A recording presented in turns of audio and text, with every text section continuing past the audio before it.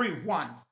Greetings to you in the name of the Father, the Creator, the Most High, Elah, Yah, Yod-He, Vahu-He, Elohim, Netaraf Neta, God in your modern day name, Kodowish, Kodowish, Kodowish, Yod-He, Vahu-He, Sebayot, Kodowish, Kodowish, Kodowish, Elohim, Sebayot. Greetings and blessings to you in the name of the Lord Thoth, Melchizedek, Yehovah, Adonai, Kodowish, Kodowish, Kodowish, Adonai, Sebayot. This is Neophyte DAG bringing you another message. Black President Abraham Lincoln versus the Black Confederate leader Robert E. Lee versus the Black Rothschild merchant family. Yes, all three characters were black, no matter what they've been telling you. So we're gonna go back to Job 9 verse 24, which always and have been warning you that Earth America is given into the hands of the wicked, and the wicked shall paint over the faces of the people that were ruling at the time before the color changers took charge. 1924, that's when they start to warm up. And then by 1950, they fully whitewashed everyone and took charge. Yes, that's the Caucasian. Because people of color, black people, had no reason to paint over their own image. Caucasian, only the Caucasian, busy changing up image to look Caucasian.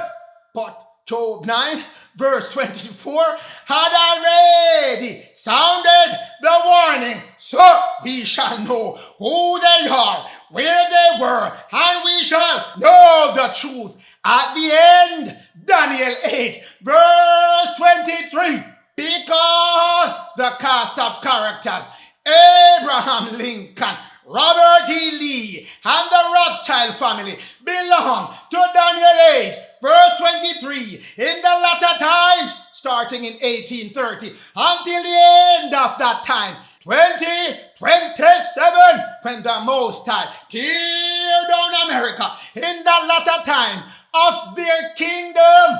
That's the Canaanites building up their kingdom with Shemites, another Canaanite, when their transgression shall come to the full, when they hand it over to the Gentile, beginning in 1924, leading all the way to 1950, when the Gentile took full control. Yes, a fierce king rose up. He rose up during the early 1900s. We'll cover him in another message, but the other kings are warming things up for that fierce king president that is coming up. But all the presidents are referred to as king. So another king coming up before that fierce king come up with what? Understanding dark things, black magic, and all kind of secret occult things to come use on the children of Israel, the ones original to United States of America, not the ones tie themselves to the United States Corporation. That's the king. These are the kings we're going to be talking about. So Daniel 8 verse 24 tell you the power these kings, these presidents have been getting, these United States Corporation leaders have been getting, shall be mighty, but not of his own. They don't have that own power. They don't have power of their own. Their power given to them by the Canaanite, aka Chaldean, aka Philistine, aka the ungodly ones. And the ungodly ones are tied knee, waist, head deep with vicar of Christ, and Lucifer, and fallen angels. Those are the principality supplying the power down below to come do what? Destroy American people, the original copper, color, skin people. Destroy them wonderfully and shall prosper and practice these wicked things. Destroy mighty and the only ones. That's what they were given to destroy. Starting at the latter time, 1830, when our brother Joseph Smith put together his Latter-day Saints Church. That's when the latter time starts, children of Israel. So, we have been destroyed. Yes, we have been destroyed. True. But did the Most High say it's gonna last forever? In 2 Baruch 1, he said, I shall scatter you among the Gentiles, the Caucasian, and among the Chaldeans, and the Philistines for a time. Remember that, children of Israel, for a time. So when they come again in Daniel 8 verse 25, and these leaders shall come up with policies. Never said law. Policies. Never said law. Policy is attached to statutes, and statutes are attached to admiralty, jurisdiction, and maritime jurisdiction. That means the word of law. Law, diction, word doesn't mean a location. It means the type of law. They're running up and down, creating policies for statutory, and they're covering admiralty and maritime that put you out in the sea, the high seas, transforming you to a vessel. We're gonna get more into that. That craft they came up with was at the time Abraham Lincoln, Robert E. Lee, and the Rothschild merchant. After Civil War done, full permission given to that one that come up with all kind of dark sentences and craft to work on the children of Israel. So the crafts to prosper in his political hand, which is his right hand, and his left hand, the social structure they set up in the United States, governed by the United States corporation that issue statutes. Corporations are artificial entities. They cannot issue law. They issue policies and statute. Police come from the word policy. That's what they do. Issue policy, then employ police to administer and to enforce the policy. In the background, running, children of Israel, is the common law of the Most High. But you're taking off that shortly after Civil War. So, magnify himself, big up him chest, big up himself, do all kind of evil, and put it in his thoughts that he cannot be brought down. And he even stand up against the Prince of Prince when they hand over the power and the reign to the Caucasian between 1925 and 1950. He come full force. They're still standing up, even to this date, against the Prince of Princes, Prince Louis. But he shall become king and take over all the other princes that's running up themselves at thought time 2021 to 2027. But this policy maker shall be broken without hands. Spiritual kingdom, the spiritual great army coming back to break him up in pieces and to make sure America gets set back to the path of the Lord, the rightful path as a spiritual kingdom, developing and building and establishing Mount Zion in Denver, Colorado, and New Jerusalem, new place of Louis Jerome Armstrong in Florida. That's coming back to your children of Israel, broken without hand. But before I get into Abraham Lincoln and Robert E. Lee and the Rothschild family, always in the background, giving trouble, those are the merchant Canaanites, dress up as Jews, dress up as Israel, dress up as Shemites. They were around during the first bankruptcy of the artificial nation, United States Corporation, Incorporated, 1783. So, we got to know the history so we can bring it up to Abe Lincoln time. If you don't know it, you're going to be stuck with the narrative they're giving you. Oh, Abraham Lincoln, he did all of this to free slaves. Not the Not a thing goes like that. Go sit one side with that false narrative. Let's dig into the truth. Office of the Historian of who? The Department of State of who? United States of America. Very infrequent. You see United States of America. That is the actual country that's running common law. But this country, common law, and the running of it has been defunct, invalidated, put on the side, and they're running at your point in time. Maritime jurisdiction and admiralty jurisdiction. But during the American Revolution, these warmongers developed a whole bunch of debt that they owed to France because France was financing the debt that the revolutionists were racking up to create war with Britain. They racked up a whole bunch of debt. But on the right-hand side of your screen, during the revolution, the French government provided Americans with loans. Fighting between the American and the British ended when? 1783. The new United States government established what? The Article of Confederation. The Article of Incorporation needed to pay off its debt.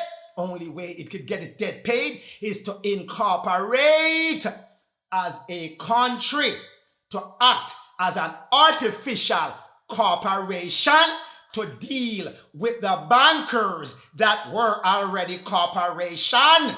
Bankers, artificial, cannot do business with real, natural people. It has to do business with another artificial entity. So, United States of America, through its federal government, running by Congress, was set up an article incorporation in order for them to represent United States in front of their creditors.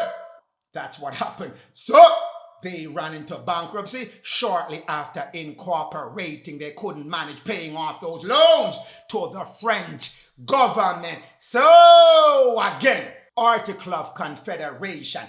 This is what they have set up, which is the Article of Incorporation, again from the Department of State of the United States of America. But you notice, the first paragraph, the Article of Confederation, served as what? A document that established the function of the national government of United States.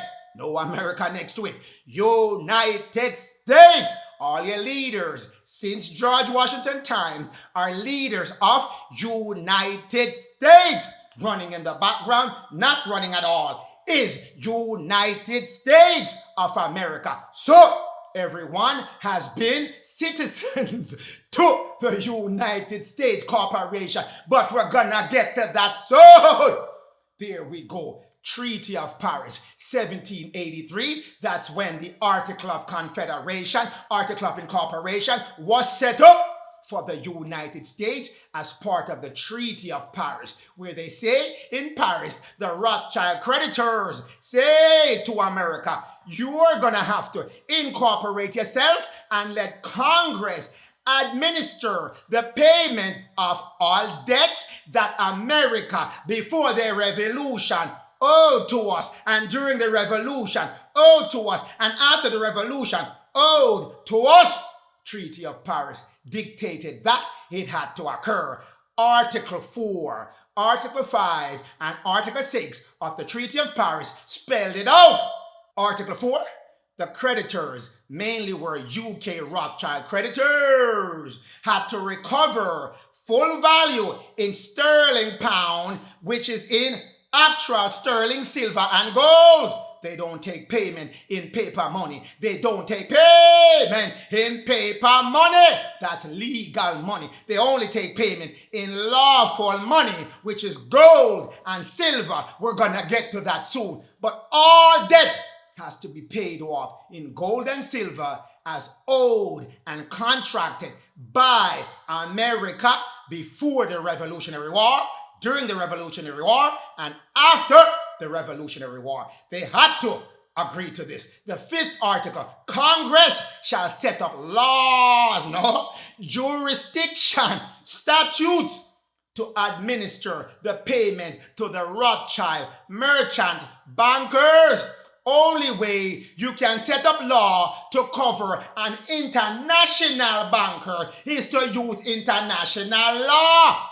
So Admiralty law and maritime law, those are international law covering seas, high seas, and vessels operating on the high sea. So they had to set up a replica of that, a limited one here. But when they got to Civil War, they step up their game in craftiness. But Congress is responsible for setting up and facilitating the payment to the creditors, most of which were Rothschild bankers. Article 6 of Treaty of Paris. No future confiscation of any of the creditors' property or anything that they owed on the land of the U.S. or on the high seas or in any other country. America cannot confiscate it. United States Corporation cannot confiscate it.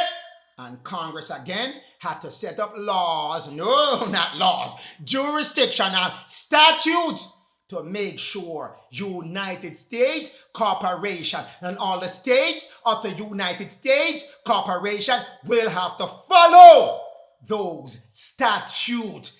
That's what came out. And then the pressure was stepped up. So these burdens were so hard for the United States Corporation that in 1790, they defaulted on the debt they owed to the French government, they owed to the Rothschild British government, and the Rothschild also operate in France. So they could not pay any one of them. James Swan, the man who financed 2 Revolutionary War, came up with a brilliant idea that he will take the French government loans that America owed, repackage it, so America could sell it as shares to anyone who wanted to buy shares in the United States Corporation. The French authorized Swan to negotiate with America to sell back these loans. I'm reading on the right-hand side of your screen in 1795. Swan put together a deal with the U.S. Treasury Secretary, Oliver Wolcott. The American government issued new shares. You only issue shares when it's a corporation. You hear me? You only issue shares when it's a corporation. A country cannot issue shares because the country is already owned by the people. But the corporation is owned by other corporations and outside people that don't necessarily live in the country. So 4.5 to 5.5% interest on the certificate of ownership anyone hold in the United States Corporation. And where did they find that market? Readily available in Britain. Who operating out of Britain? The Rothschild family. That's how we get the Rothschild in the picture. One more time. They dig in even deeper. They were owed money from the war itself, and now they bought up the rest of the loan, converted it to ownership stock, and they owned America, left, right, center, up and down, left and right, in every which direction America moved. Rothschild, UK bankers owned them. That's what happened to develop your history of default, bankruptcy default, having to renegotiate with the Rothschild from 1790 until now. Every 70 years, you get a reprieve on any money you owe, but then the Rothschild said, you're not getting any reprieve, nor any rescue, nor any bailout. You have to restructure that debt and give me more of the assets, all the things America own, until you run out of things America own, and then you sign up the people in America, name as the collateral for the debt. That's what happened. That's what happened after Civil War, and it happened even deeper in the 1930s, but we're gonna get there in another message. But know that shares were issued in the American corporation. Do you own any of the United States corporation shares? Do you own any of it, my listeners? No, you do not. It's owned predominantly by the British bankers and the British government. They all own America. So that's the only way now you're gonna know and have reference to what happened at Abe Lincoln time. This debt that America owed to the Rothschild, this debt that the United States Corporation also owed to the Rothschild, was paid off by Andrew Jackson in 1835. But it didn't come without pressuring the Indians, the Negro Indians that were living on land that gold was discovered on. As I told you, you can only pay down debt with gold and silver. They don't take paper money, no matter what color you print them in. In Georgia, they found gold on the Negro Indian land. 1828, that's when that occurred. But without a doubt, Andrew Jackson come up with brilliant idea. I am going to remove the Indian out of Georgia, steal that land, grab the gold, and pay off America, the United States Corporation debt. That's what he ended up doing. The India Removal Act of 1830. Negro Indians living east of the Mississippi River were moved to west of the Mississippi River to Oklahoma and Kansas. That's where they moved them out to. Forcibly moved them out, literally at gunpoint. Where you hear the trails of tears. That's the Indian Removal Act in effect. Removing the Negro Indian. Don't let them tell you now garbage that it's the Indian that you're seeing on your mainstream TV right now. Not Nagasa. They were people of Negro, of Shemite, of copper color, brown skin race. Those were the people that were moved from the gold repository area of Georgia and the rest of the southeast portion of America. This is Andrew Jackson's legacy. Andrew Jackson signed the executive order ending the federal deposit that the Rothschild had set up to manage American money to make sure the Rothschild were getting paid. That was set up for them by Congress. Remember, Congress has to administer statutes, jurisdiction to cover the creditors' money to make sure they get paid. Rothschild were given permission to set up a second U.S. bank, a first one first, then a second U.S. bank. In our modern day, it's the Federal Reserve Bank. It's a corporation as well, not a U.S. entity. It has nothing to do with the United States of America or the United States Corporation. It's a foreign company set up on America's soil to administer America's financial situation. Print money for them, so to speak. So, 1835, Jackson paid off all the national debt, kicked out the Federal Reserve equivalent, and got rid of the bankers, Rothschild, merchant, traders, Canaanite, Philistine, Chaldean, acting as Shemites. That's what he did with your money, children of Israel. 1835, all the government of United States Corporation, interest-bearing debt, and the shares were paid off. That's what happened, and he did it with lawful money.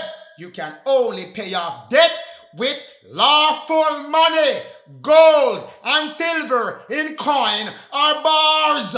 Cannot pay off debt with paper money, which is called Federal Reserve Note, abbreviated FRN. A note is a debt. You cannot use a debt to pay off another debt as they have you doing right now. All that debt is, it's being printed by the Federal Reserve, being printed by the Rothschild. They're giving you the debt receipt and say, this is what you owe, United States Corporation. And United States Corporation take that debt note and shove it over to you, saying that's the portion that you owe, and they have you running up and down trying to accumulate as much of these Federal Reserve notes.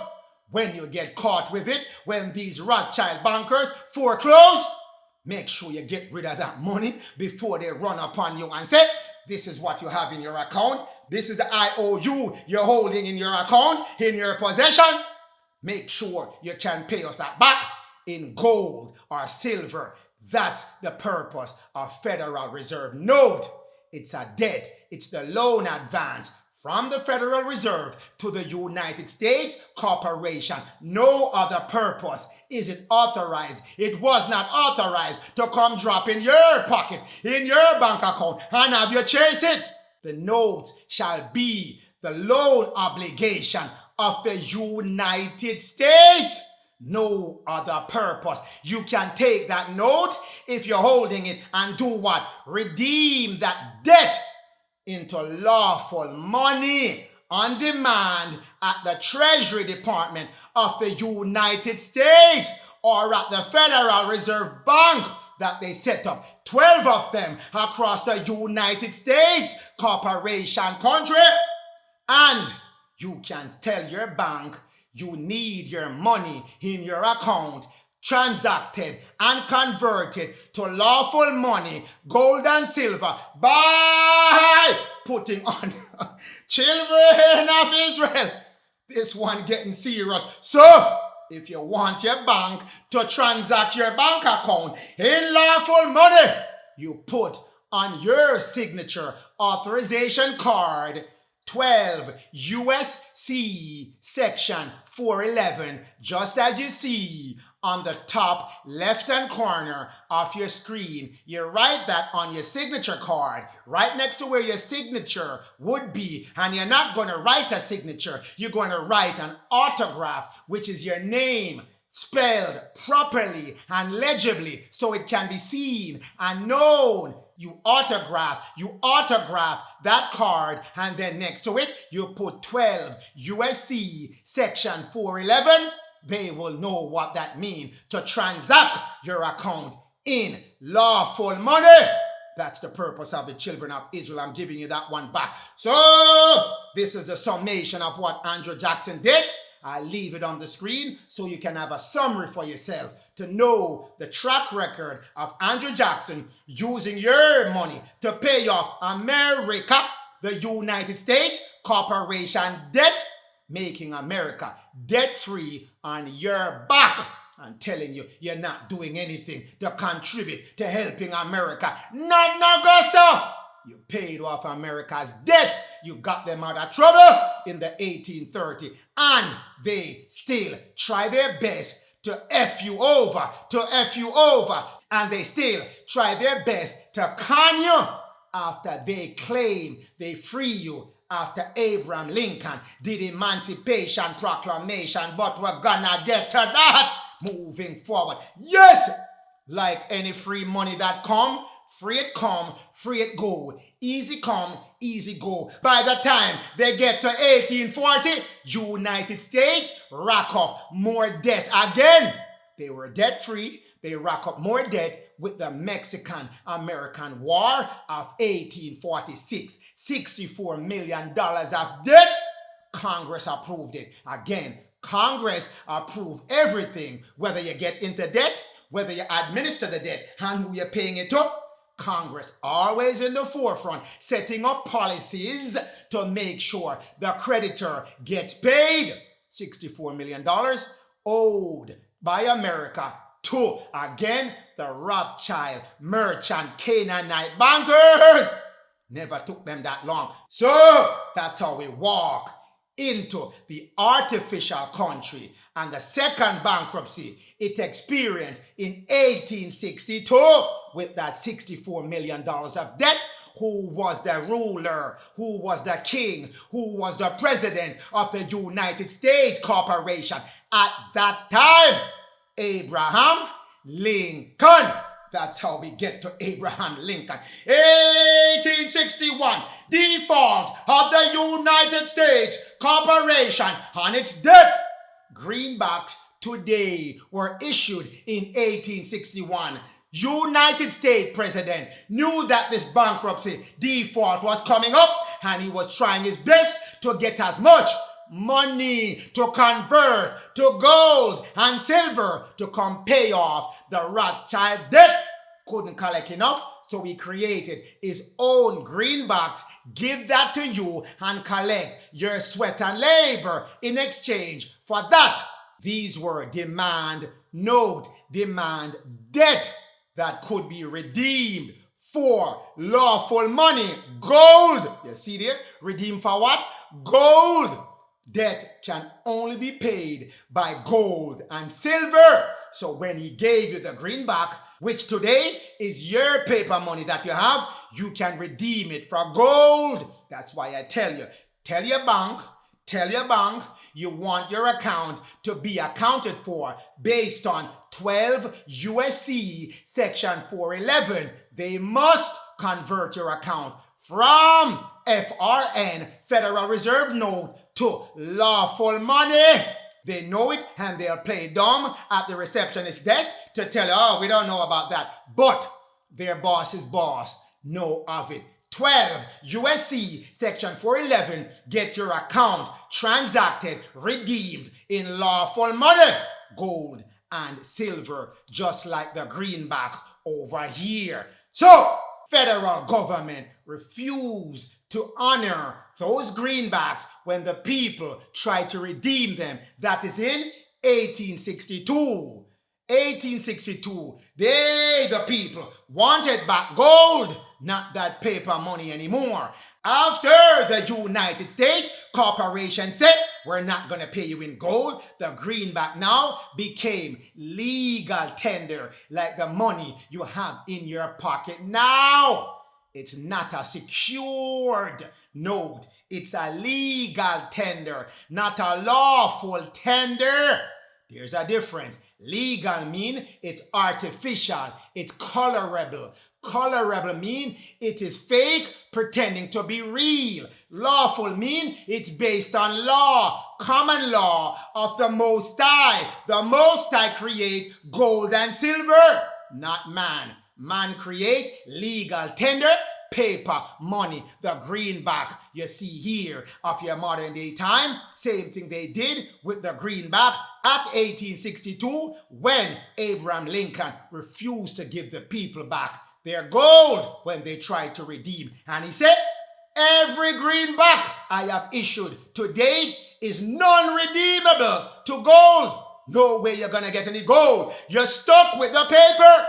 That's what he did in 1862. And then he turned his focus over to the south and said, I need you to contribute to paying off that debt that's coming in 1862. And he started his fight in 1858. Stepped up his effort in 1862 to force the South to add to the greenback that's non-redeemable for gold by surrendering what they owned. The default of the United States Corporation demand note in early 1862 caused by the Treasury trying to pay for what? the Civil War debt that it's going to rack up to add on to the Mexican War of $64 million, further digging themselves into more debt. The United States Corporation took printing, paper money, or greenbacks, which they say you cannot redeem for no gold. You're stuck with being handed that debt until we change our mind. And we're not going to change our mind. Give you the gold because they need the gold to pay off the Rothschild bankers.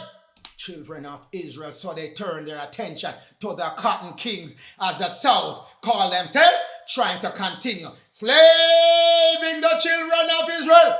Cotton king, the phrase frequently used by the Southern politicians prior to the American Civil War, indicating that they're making a lot of money and given the right and power, which is the political power, over the children of Israel to make feed, which is the economic, of the children of Israel become theirs. That's the cotton king explained from a biblical point of view. They assumed your feet and your right hand, and they took your left hand, your social power, and took it to themselves. Made themselves important and give themselves title as cotton king. But the North came after the South and said, Cotton King, you're gonna have to help us pay for that debt we owe to the Rothschild, and it's coming up in 1862, and we're putting you on notice in 1858 that we need that money. We're not gonna give you no gold in exchange. You're gonna give that money and be a party to that contract with the Rothschild family, merchant bankers. And the South said, no, we are not. You cannot declare war on the Cotton King. You dare not make war upon the Cotton King, or you will suffer the consequences of making war with the South Cotton King. That's your Abraham Lincoln war, Civil War. In a nutshell, it's not warring over no slavery.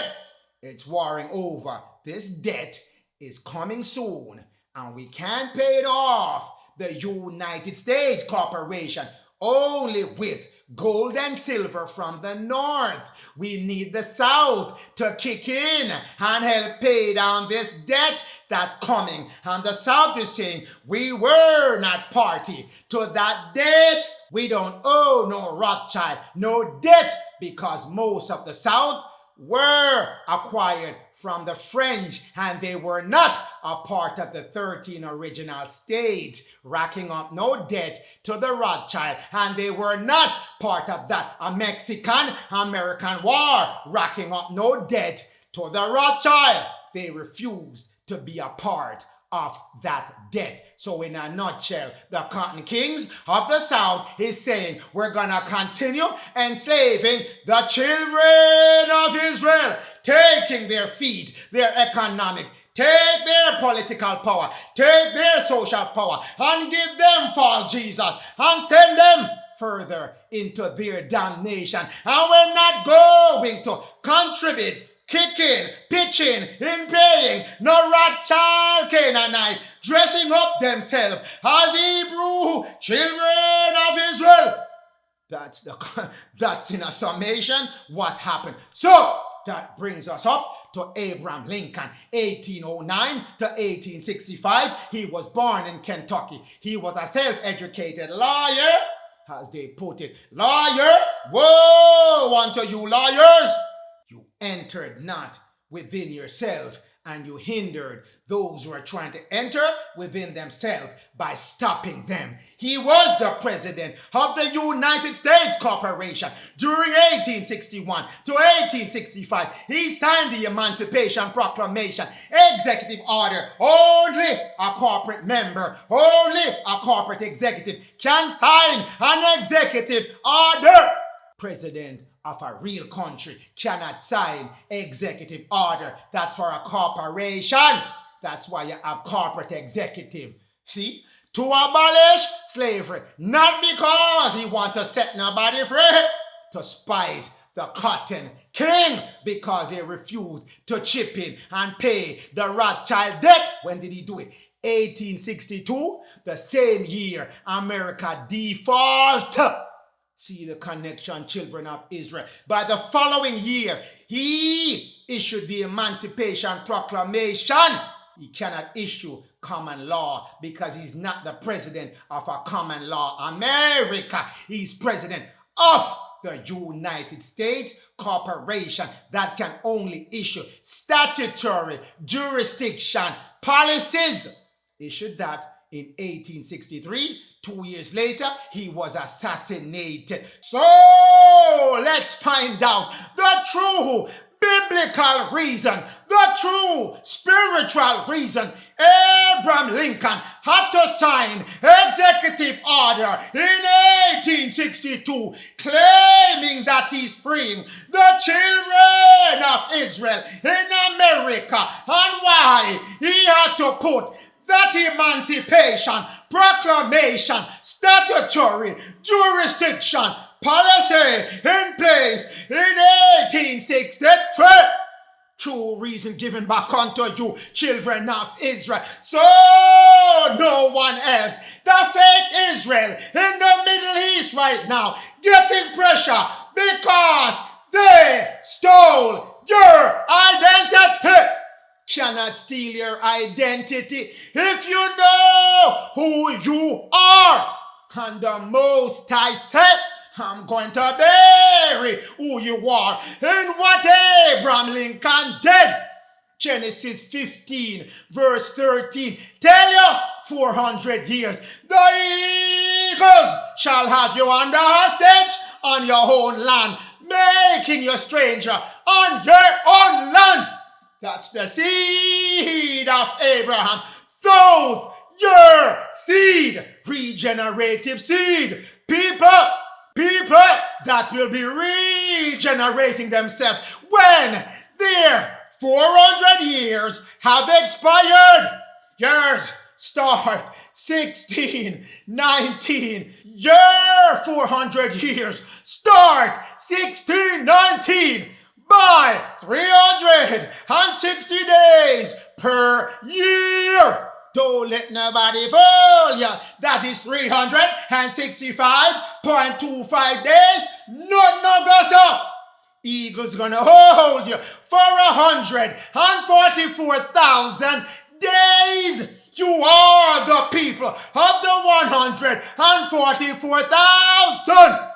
That's who you are, children of Israel. So, when you put Genesis 15 and 13 together with Matthew 24, 28, the eagles shall be gathered around you, pecking out your eyes out of the vulture, the kite, and all the other birds. The eagles fed off your skin for 400 years, plucking out your eyes so you had eyes, but you could not see. Children of Israel, clogging up your ears so you could not hear that you are the people of the Most High. 400 years, 400 years, 400 years. Time 360 days. 144,000. Moving forward, you are the children of Israel. You are the Hebrew that taught every other nation to count and to number things your way. 360 days. That's how you count your calendar. And you get 144,000 days with 400 years. That's what you taught the Mesopotamian, the Mayans, and all the other fancy names they come up with. You taught it to the Indians as well. Rig Veda, you taught it in Egypt when the Lord moved over from America to Chem. That's the name, not Egypt. That's the modern name given to it. So, Mesoamerica, that is you as well. All counted your calendar as 360 days until the Romans come up with their own 365.25 to throw you off by changing time and laws. 144,000, those are those people. 360 days times 400 years. That is you giving back your biblical meaning. 400 years. That's the number. That's the number of years you were being afflicted has shown to you. Every 50 years, you're supposed to be set free under a jubilee. Children of Israel, you were held captive for 8 jubilees.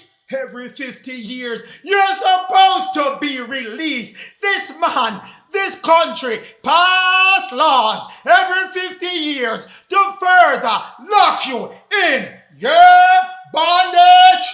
Children, this is you, children of Israel. 1861, 1863, that's the time of your energy being released back to start you at a smoother cycle. Not to take you out of your burden as yet, but to give you the spark time of your affliction. Everyone knows this. Know what is coming back for them because they kept you away from you, your true identity. So 1861 comes the war at Abraham Lincoln time. As below, so above, as below. 1861 connected to 2025. Civil war below, civil war above, civil war below, civil war above. That's the civil war coming to close out the law of correspondence. As below, so above, as above, so below. 8 jubilees, you're kept under wraps. 8 times 50. 8 times 50. Give you back again. You're 400 years. Same as 400 years times 360 days. Give you 144,000 has given unto you. Revelation 14 verse 1. And I looked, behold, and I saw the Lamb, King Louis at that time, coming from out of Mount Zion in Colorado, Denver to be exact, where your pyramid is, with him 144,000 people of the 400 years slavery with the Father's energy printed back in their forehead. Angels coming here with children of Israel. You at that time, when your 400 year done, moving into your Passover, 2026 into 2027, these 144,000 raised up. Revelation 21 verse 17, 144 cubits raising up according to what measure? A measure of an angel. 9 dimension energy connected back onto them. Their garment of white firmly affixed upon them. Telling you people, you are the people that were afflicted for 400 years times 360 days equal the 144,000 coming up with the Father's seal in their forehead. That means you're an angel at that time, fully in flames, several inches coming off your body from your head to your toe. Children of Israel, I'm telling you. But this is the reason why Abraham Lincoln had to let you free up yourself a little bit in 1862 and 1863. Because every time, especially times of the children of Israel, you have a spark in it. 400 years of a spark computed by knowing the golden ratio. That is the spark ratio of the spiritual heavenly realm put back on earth. That's your spark coming.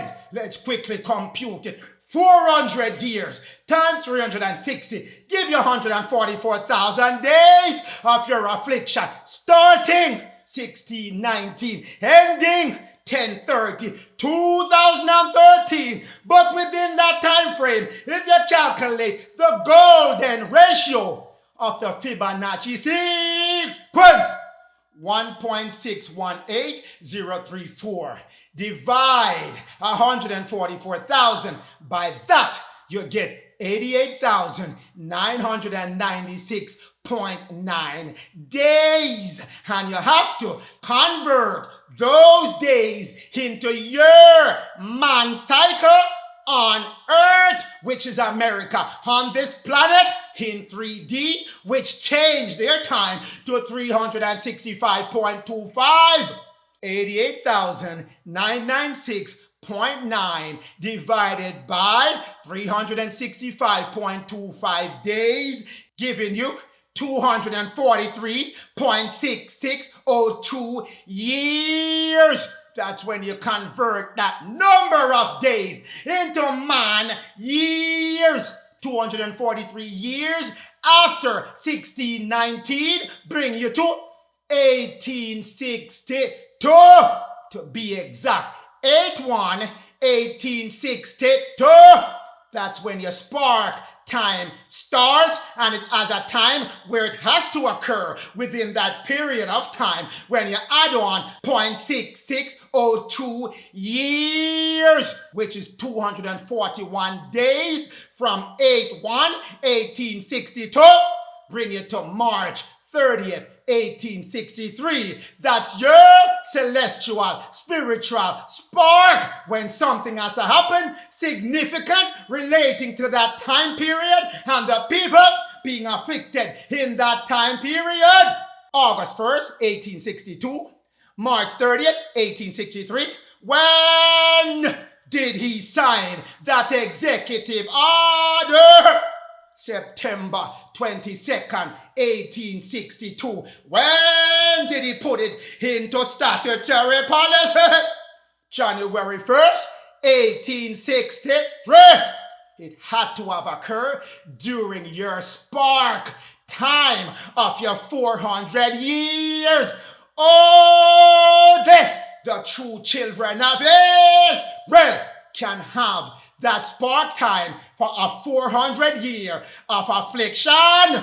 That's your Emancipation Proclamation Executive Order signed 9/22, 1862. Emancipation Proclamation put into statutory jurisdiction policy January 1st, 1863, to show that the spark of the Fibonacci sequence, the golden ratio, is pertaining to the children of Israel in America. You and you alone can show this spark for a 400 year. No one else can in the United States of America and anywhere else on this planet. That's why those in that fake Israel that they planted over there in the Middle East, in North Africa, when your book, your Bible tell you, Israel is not a country, it's a man. Genesis 32 said, I shall change his name from Jacob to Israel, from the dead man spiritually to the spiritual man Israel. That's King Louis and the people following with King Louis. And King Louis shall be ruling over the heavenly realm and the manly realm. Him, our prince at this time. That's what it said. Soon to be your king has told unto you in Psalms 89 and in Psalms 25. King Louis, your king. Children of Israel, That is you changing your name from Jacob to Louis. King Louis, Prince Louis has already done it. And if you tune to his message and tuning spiritually to his message, you are the people of Israel. Yes, well, Israel is a man and his people and not no country. You hear me again. Israel is Prince Louis, a man soon to be your King Louis, and the people following, attached to Prince, then King Louis are Israel. No country set up by the Dark Lords over in no Middle East is no Israel. So when you see what's happening to them right now, they are under second Baruch. That's it. Trod who knowingly trod down the true Israel and steal their identity and trod them down shall be delivered to the sword. You hear me? To the sword that's coming their way has given unto you in second Baruch, telling you what's going to happen to anyone who has deliberately trod down Israel and rule over the rightful Israel, which is in the United States of America. That's where the eagles are gathered at this time. So Israel can't be over in no Middle East, no North Africa. None of us if they still clinging on to the idea that they're Israel before the Most High wipe them out as a nation. Tell them, come with some proof showing that they have a spark time within their 400 years of affliction, that something significant happened during that 400 years to give them some alleviation, some reprieve from their 400 years. See if they come up with it. Children of Israel, you are moving back to being the angel, the Ophanim that you are. Revelation 21, verse 17. 144 cubits, 1,000 according to the measure of a man or a woman. That is an angel. An Ophanim, clothed in your white garment, wearing your white garment in your glorious light body, because you would have opened up all of your 7 chakra, and those are the sprockets, those are the wheels of energy within each of your chakra. And when you spark up all 7 wheels, 4 plus 6 plus 10 plus 12 plus 16 plus 96 equal 144 sprockets in your 7 chakra, totaling together, add them with your 8 chakra, which sits above your head, which is 1,000 sprockets times 144, give you 144,000. Those are the people in America belonging to those afflicted for 144,000 days, reactivating back their 144,000 in their body, in their head, in their upper over self bodies, given back unto you spiritually, biblically, children of Israel and Jacob. So you shall know at all times who you are and why things are happening for you. Back then, that's your spark time. Abraham Lincoln claiming that he's freeing up slaves. That's the Most High and the Lord working to make sure your spark time are met, confirmed, and sealed. So Prince Louis can bring your record now and tell you that was you being freed up at that time to coincide, to be precise, with your spark time of 1862 and 1863. So, moving forward, Abraham Lincoln, let's declare something from now before we jump into this message. Abraham Lincoln, father, black. Abraham Lincoln, mother, Nancy Hank, black. Abraham Lincoln's wife, Mary Todd, black. Abraham Lincoln, running mate and vice president, Hannibal Hamlin, black. Moving forward. So, we're gonna jump into this, prove these very quickly, because I have another message given before on Abraham Lincoln. Life of Abraham Lincoln by Clifton Nichols, locked up in the Library of Congress. This is nothing new, children of Israel. They all knew it. Thomas Lincoln, Abraham Lincoln's father, was dark skinned. Not gonna spend too much time on that. Again, the father, Thomas Lincoln, far from being a poor white. How can the man be dark and be called a white? Because they did not tell you. After the Gentile change up the judges, didn't tell you. White was a social classification before 1924.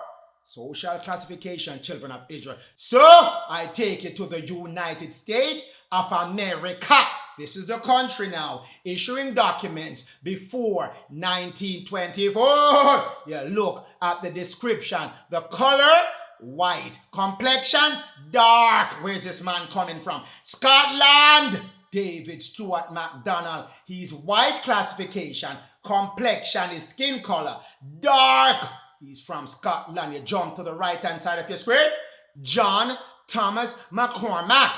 He again, white classification. Complexion dark. He's from where? Ireland.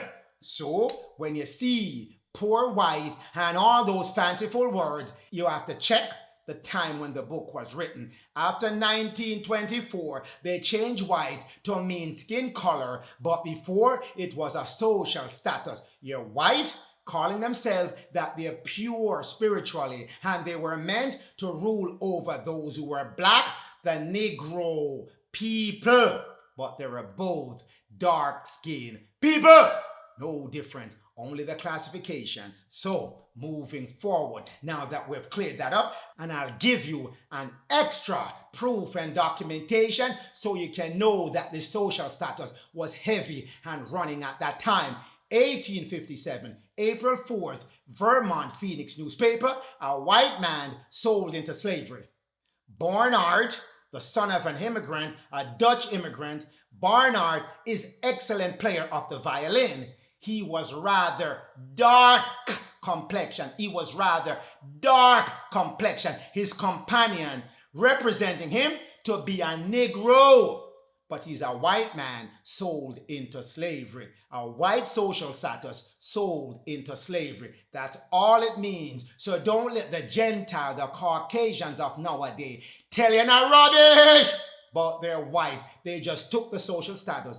Kick out the dark-skinned people that set it up in the first place when they were given rulership of the planet by Dagon and Vicar of Christ. Dagon is the dragon Lucifer. So he set them up as given unto you in Judges 16 verse 18 and Judges 16 verse 23 when he put the Gentile Delilah in charge of Samson, which is you, the dark-skinned, brown-skinned, melanated people in America. So, moving forward, we're not spending too much time on that. Abraham Lincoln by Clifton Nichols again in the Library of Congress. Nancy Hank, that's his mother. She was brunette with dark hair. So brunette doesn't mean her hair color is brunette. As they have made it now with a Gentile or Caucasian, transfer the meaning to mean that a brunette is a brown. It comes from the word brunette, German word brunette. A woman with a brown or dark complexion.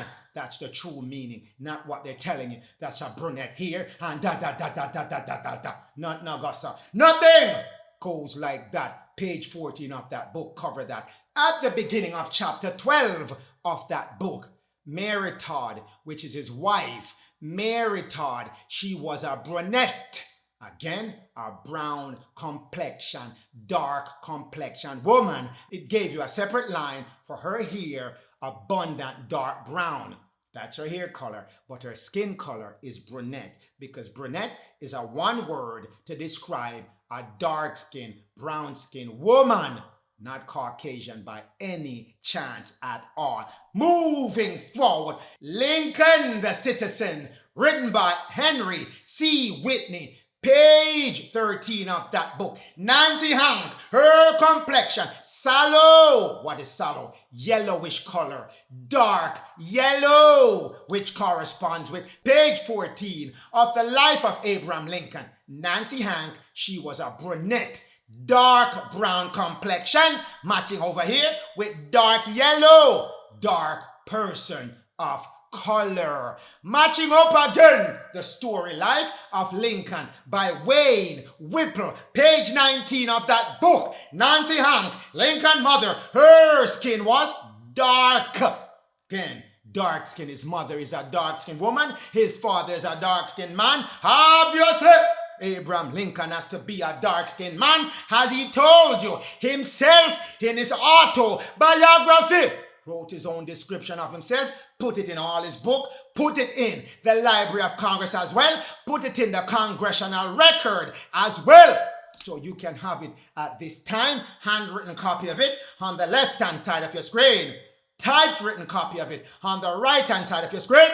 If any personal description of me is thought desirable, it may be said, I am dark complexion, dark complexion, dark complexion, with coarse, nappy, black hair.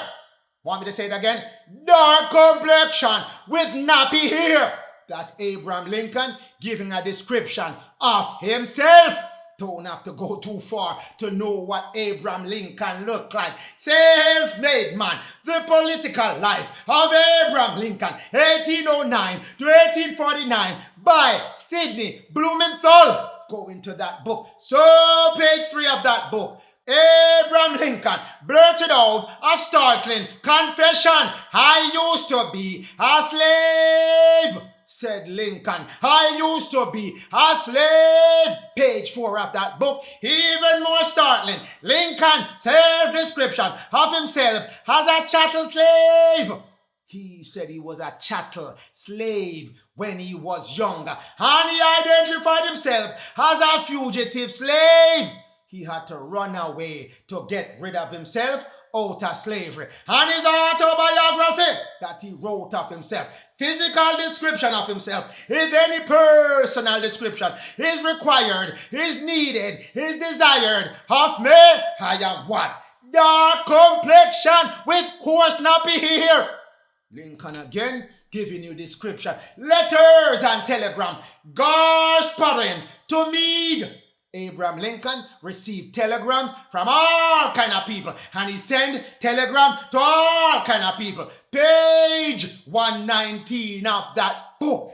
Abraham Lincoln wrote to Josephus Hewitt. Don't you remember me? Abraham Lincoln wrote. Don't you remember a long black fellow? I am that fella. A long black fellow. I am that one fellow that you met. So, Abraham Lincoln described himself as black. Black Congressional Record description of Abraham Lincoln. Congressional Record. February 12, 1927, they put in the record. Abraham Lincoln self-autobiography of himself.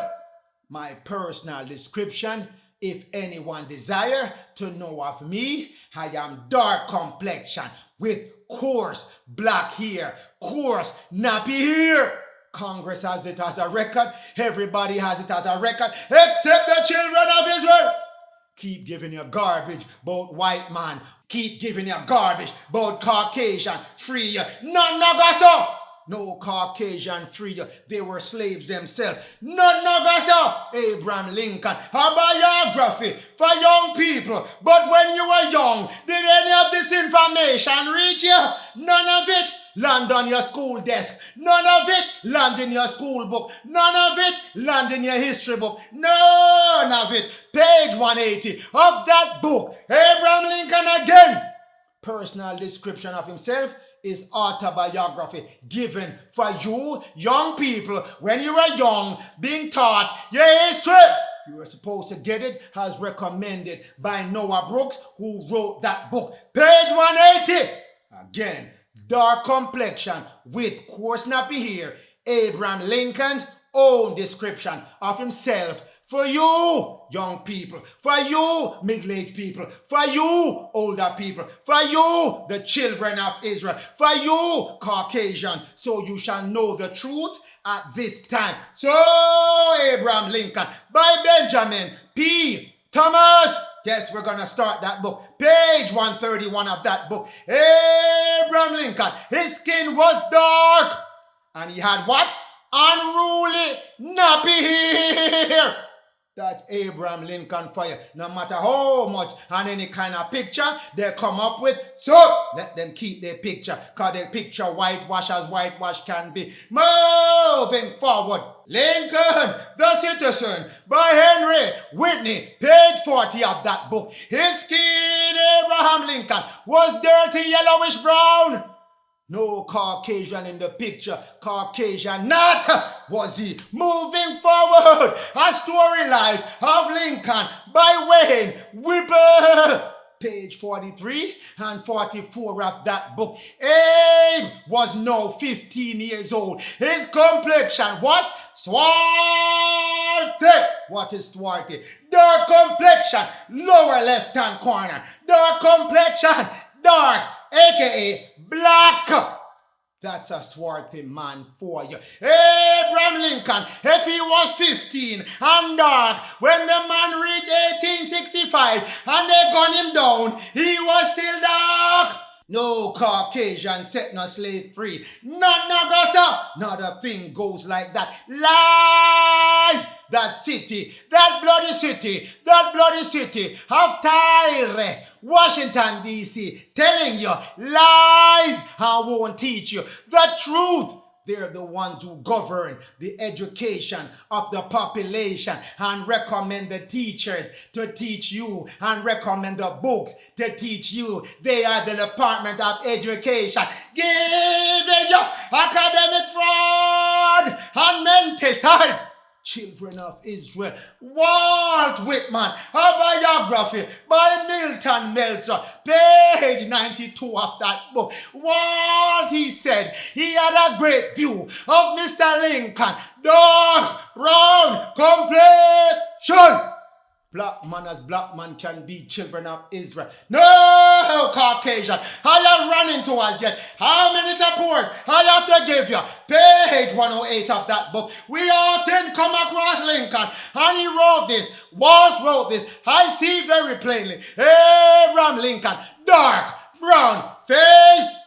Can't get it no more. Can't get it no more. Page 115 of that book. Walt caught sight of the president. He thought that Lincoln looked very much worn out and tired like the children of Israel, tired to get lies from the Caucasian, coming up with lies being given to them by the Canaanite, dark-skinned Hamite, to come lie to the children of Israel deeper than ever before. His dark brown face.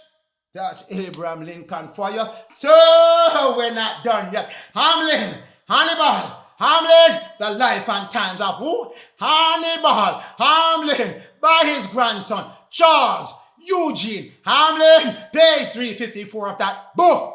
Hamlin was the vice president at the time of the presidency of Abraham Lincoln, and the Republican called Hamlin a nigger mulatto. So, if he's Caucasian, would you call him nigger mulatto? Page 354 of that book.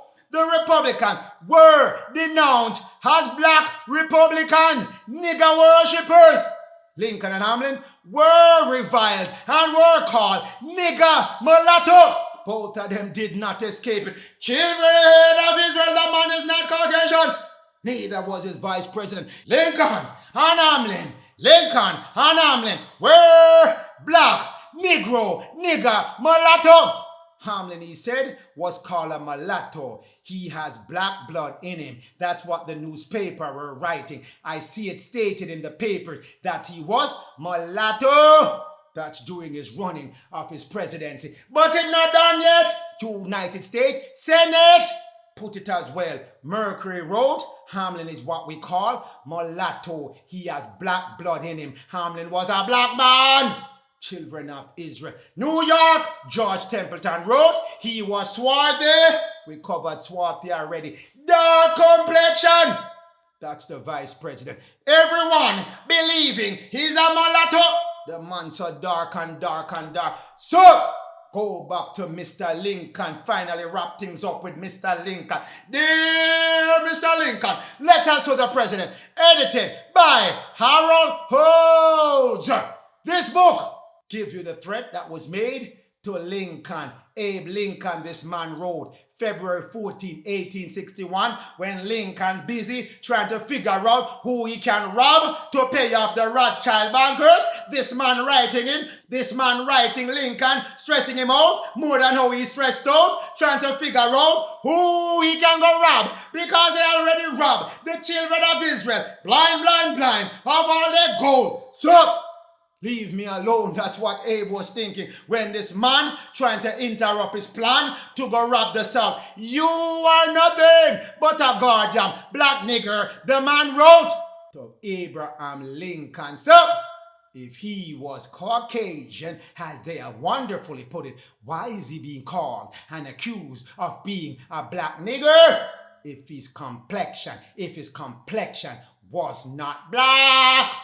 This letter, never before published in its entirety, was discovered in the files of where? Chicago Historical Society. Good thing they found it and to come reveal it back to the children of Israel so they can know that there were some dark-skinned people, some Canaanite, some Shemite running America from 1609 all the way to the 1950s, and they were pushed out the picture and given a new identity as Caucasian when they were not. Conclusion. Abraham Lincoln, the 16th president of the United States of America and the United States Corporation, was black. His father, Thomas Lincoln, was black. His mother, Nancy Hank, was black. His wife, Mary Todd, was black. His vice president, Hannibal Hamlin, was also black. But we're not done as yet. Black President Abraham Lincoln of the United States Corporation versus Black Confederate State Leader Robert E. Lee of the Confederate States of America. Black man versus black man. General Robert E. Lee of the Confederate States, 1861 to 1865. He was born in Virginia. He descended from black people who migrated from Europe. He's the great-grand step-son-in-law. He's the great-grand step-son-in-law of black President George Washington. We already covered George Washington, no fully, that he was black as well. His wife, Mary Anna Randolph Custis, was the great-grand stepdaughter of black President George Washington.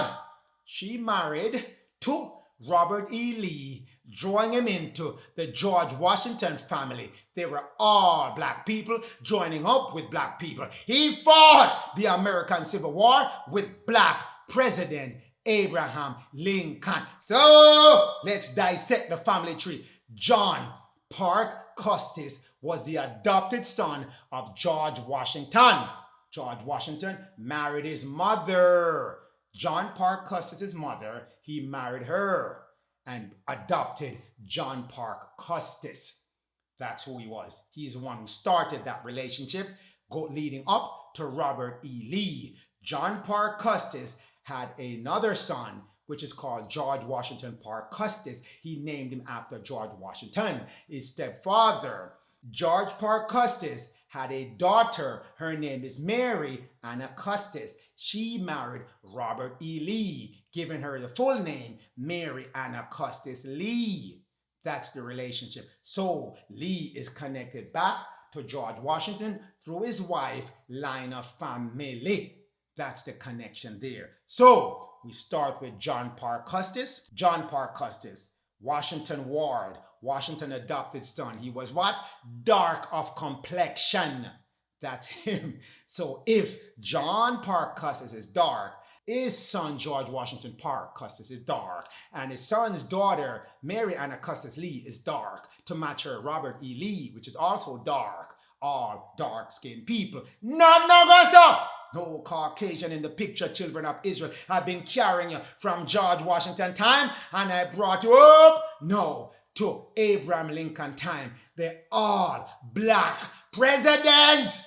Hear me now, children of Israel, hear me well. So, John Parke Custis black, his family line leading after him, black. Moving forward, Robert E. Lee, a portrait by Margaret Sanborn Lee. Federal, United States, Corporation, its General, George Forsyth, who saw Robert E. Lee, wrote in his notebook, Lee was ruddy complexion, ruddy red or ruddy gold, red brown, red color, or a bright yellow color. That's the two classification for ruddy, not nasek Caucasian, not nasek Caucasian, red, ruddy red, or ruddy gold. If you want an idea as to ruddy red and ruddy gold, those are the description, and that's the example on the right hand side of your screen. Ruddy red, ruddy gold, reddish color, ruddy red, also interchangeably with florid,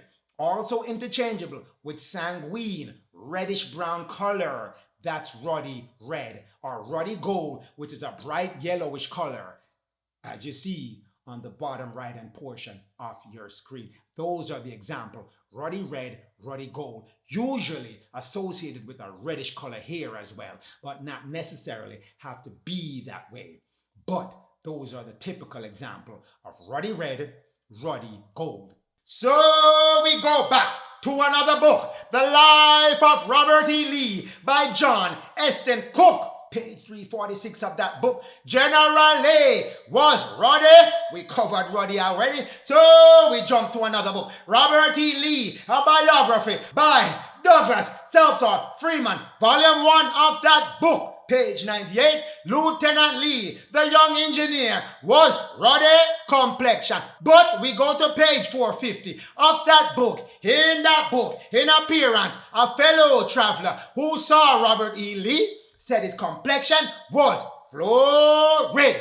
That's why I gave you ruddy as ruddy red, and it's used interchangeably with florid, which is a red color, just the same. Ruddy red, florid, red color, no difference at all. Still a black man. Moving on. Robert E. Lee, The Man and the Soldier by Philip Van Doren Stern. Page 237 of that book. She noted, that's his wife, Miss Lee, Miss Mary Anna Custis Lee, noted that her husband, his complexion was what? Florid. Again, matching up with a ruddy red complexion black man. No goss about his Caucasian. So, Robert E. Lee, The Southerner by Thomas Nelson Page, 274 of that book. General Lee, as I recall him, as he must have been recalled, and he should be recalled, with a florid complexion, ruddy red. Giving on to you again. Robert E. Lee, a biography by Emery M. Thomas, Chapter 6 of that book. Robert E. Lee was tall and dark. Tall, dark, tall, dark. There's a black man, children of Israel. This is the man's picture on the right-hand side of your screen, matching up with the description given to him in that book, Chapter 6. Lee, dark, was a dark man, not a Caucasian man. Not Nagaso. One black man of the South fighting with another black man of the North to rob the money that the children of Israel was giving these people for free because they were enslaving them. And even those that were in the North were still being enslaved without the chains. People of color, black man enslaving other black men and fighting who should pay over the money to the other black man that America, no, the United States Corporation. Oh, black man and black man, black on black crime. So, Robert E. Lee, a black man. Abraham Lincoln, another black man. Books after books after books bear out the truth. Children of Israel, your record given back unto you. So, General Robert E. Lee, conclusion. Confederate commander and leader of the Confederate States of America was black. Robert E. Lee's wife, Mary Custis Lee, the step-great-granddaughter of black President George Washington, was black. Therefore, Robert E. Lee's children with Mary Custis Lee were all black. They're in Canada right now. They moved after the Civil War and go live up in Canada. But they're black. General Robert E. Lee is the step-great-grandson-in-law of black General and President George Washington, who fought the American Revolutionary War, and as luck have it, his great step-grandson fighting war in Civil War. Robert E. Lee fought American Civil War with black Abraham Lincoln. On the other side of the war, Rothschild bankers robbing up everybody and causing war in America, aka the United States Corporation. They're the ones who in the background, the merchant stirring up war because they want their money, not in paper, but in gold and silver of the sweat and the equity and the work and the hands of you, children of Israel. Now we get to the root of all evil, the money merchant from Germany, England, and France, the Rothschild Baher merchant family. Mayor Amschel Baher, that's his original name, not Rothschild, but we'll go with Rothschild for now. Banker born Mayor Amschel Baher, Jewish, representing himself as Canaanite merchant. Frankfurt, Germany was his birthplace. He founded the European banking dynasty known as the House of Rothschild by changing his surname to Rothschild, Red Shield. That's Rothschild in German. His real last name is Baher. Building a sign and put in front of his place of business that is red, whose color is red. Lucifer, color is red, whose color is also red. Esau, he took over Esau complexion at our time. But at that time, when him start up, he was black. Currency exchanger, merchant trader, he also big up himself, an exchange banker, money changer, merchant, procuring loan, he's a usurer as well, and he own profit, and his own profit, always trying to make profit, usurer. His banking empire, his merchant trading empire of the Canaanite expanded to London, Paris, Vienna, Naples. That's the man of his business all over the world. Roth, German in English means red. Shield in German in English means sign. Red sign, and sign also means shield. Red shield. That's how he got his name. Roth, red, shield, red shield. That's his name. And so, this is the family tree given unto you. You can study it to know the names when I'm calling them in a moment. You can study also this to let you know where in the world the Rothschild were operating and still operating. So when I come tell you, the US debt was bought up by the British bankers, London, Nathan, and when I told you they went over to Paris and set up the Treaty of Paris, which told America you have to incorporate yourself, set up Congress to pass statute, policy for the Rothschild, who is in France. James, those are the two brothers running the show in the background. So, Rothschild, the women, Hannah, her brother Joseph, was fluoride. We covered Florida already, didn't we? Ruddy red. Still a black man and a black woman. That is from the book Plurocrat, a Rothschild Inheritance by George Ireland. Moving to another book. Charlotte and Lionel Rothschild. Stanley Weintraub wrote that book. Page 65 of that book. Charlotte Rothschild, the widow, tall, graceful, dark. Women were dark. We're not spending much time on that. We go back to this book, The Plutocrat, a Rothschild Inheritance by George Ireland. Page 177 of that book. Rothschild, Charlotte, dark. Again, Charlotte confirmed has dark here and dark over here. Dark and dark and dark. The Rothschild, a family portrait by Frederick Martin. Page 71 of that book. James Rothschild, his wife Betty Rothschild, is his niece. Married his niece, keeping it in the family, I guess so. His bride, she was a dark beauty. Dark beauty. If the niece dark, the uncle dark. James was a dark man as well, just like Betty Rothschild, his niece. None of us, said the Caucasian. You might see them look Caucasian now, but don't let that illusion fool you. The English Rothschild by Richard Davis, page 58 of that book. Mayor, Nat, Anthony, and Lionel, the Rothschild brothers. Nat was dark, like who? All the other brothers. Who are these brothers I'm talking about? All at the top row.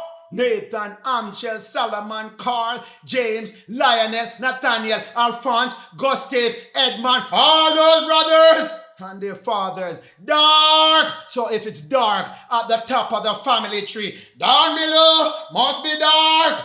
If they're not dark in your modern day time, don't let that illusion, that Lucifer cast upon you, illusionize you no more. All the Rothschild, dark. Not no gossip about the Caucasian. Not a thing goes as like that. Dark skin, the Rothschild. Black man robbing up the money of America. Forcing other black men in America to go to war to find the payment. To give that black man robber. Rothschild family. Wicked Rothschild. Money changers and usurers. Rothschild family were Canaanite Jews, black, whichever way you take it. The Canaanite, Hamites has told unto you. In Genesis 9, they are black. Rothschild, black. Hamites, black. Shemites, black. Jews, black. Not no gossip about the Caucasian. Telling you, the ending at the beginning. The Lord will not acquit the wicked, whether the Jews or Gentile or principality, for knowingly and deliberately doing wickedly to the poor and the needy and the children of Israel and Jacob. Amos 8:6-8-7. Make it crystal clear. No way the wicked is gonna run that he is saved. The Lord will not acquit the wicked who knowingly and deliberately change up the information of the children of Israel, the black people in America, the children of Lewis, aka the children of Israel, the Jews in America. Nahum 1 verse 3, make it clear as day. And so Ashkenaz, I remind you of Revelation 2, verse 9, and Revelation 3, verse 9. We tell you, you shall not continue to steal the identity of the Jews in America, the children of Israel, the black people, brown skin, copper, color, skin, race of people won't go unpunished. Children of Israel, know that it's your time now, as I've been telling you. The Most High and the Lord, He's showing you. The Gentile shall no longer have any power over you. 3 Nephi 16 verse 12. Loud and clear, as sounding that trumpet. But let's dig in and find out the racket they were running on you up until this time, when the whole thing gonna break down, be broken up in 2024, 2025. Woe for the Gentile, the Canaanite, the Chaldeans, the Philistine, and the Israel fake one. They put up over there. Whoa! Book of Enoch 90 verse 2. The eagles which led the charge, those are the people in America. They are Canaanites, they were Shemites, they are now the Gentile, representing as the eagle in America. Lucifer, he doesn't discriminate. He gives the power during his time to whomever he wants to give it. So Lucifer and the fallen ones, the Philistines, the Canaanite, and vicar of Christ, represented as vultures, kites, and the other birds. But the eagle led all the birds, and they began, all of them, to devour the sheep, which are you, my black people, Jacob in America. And Jacob transformed himself to Israel. He's now in America, waiting for the Most High to say, Israel, is time to get back to work and clear up the rest of the planet. But during the 400 years that I've been telling you about, they pecked out your eyes, see, but you could not see. They blunted your ears, hear, and you could not hear. So they encourage you to walk into the spirit of slumber given unto you in Romans. I shall put the spirit of slumber on them, and those of Israel will avoid the slumber because they'll hold on to my law and call my name and believe in me. So the spirit of slumber won't stay on them. So Jacob, at this time, move yourself out of the spirit of slumber. Move yourself back into living righteously, living good, living with love, and following righteous way that the Most High and the Lord have prescribed for you. Your eyes are pecked out, your eyes begin to grow back now. Your hair was cut, has given unto you in the book of Judges 16. Samson, your hair began to grow back. Right now, your hair is growing back. Right now, your hair is growing back. To devour your flesh, which they did, and they practiced and prospered, and they had a grand old maritime. But that time officially ended 2020 and 2021 to 2027. That's the breaking down of their power and destruction of them as a nation, especially America. The United States corporation has to go. Habakkuk 1 verse 6. I raised up, the Lord tells you, the Chaldean, that bitter and hasty nation, and the Chaldean, the vulture, gave power to the eagle to come, pick out your eyes, blind you, numb up your flesh, eat up your flesh, and put on the spirit of slumber on you. That time is done again, children of Israel. The Lord is breaking up that dolly house, that fun time. 2021 to 2027, Thoth is not theirs. Thoth is not there. So, Thoth don't belong to them, neither do they belong to Thoth. But Thoth lets you turn you loose to them.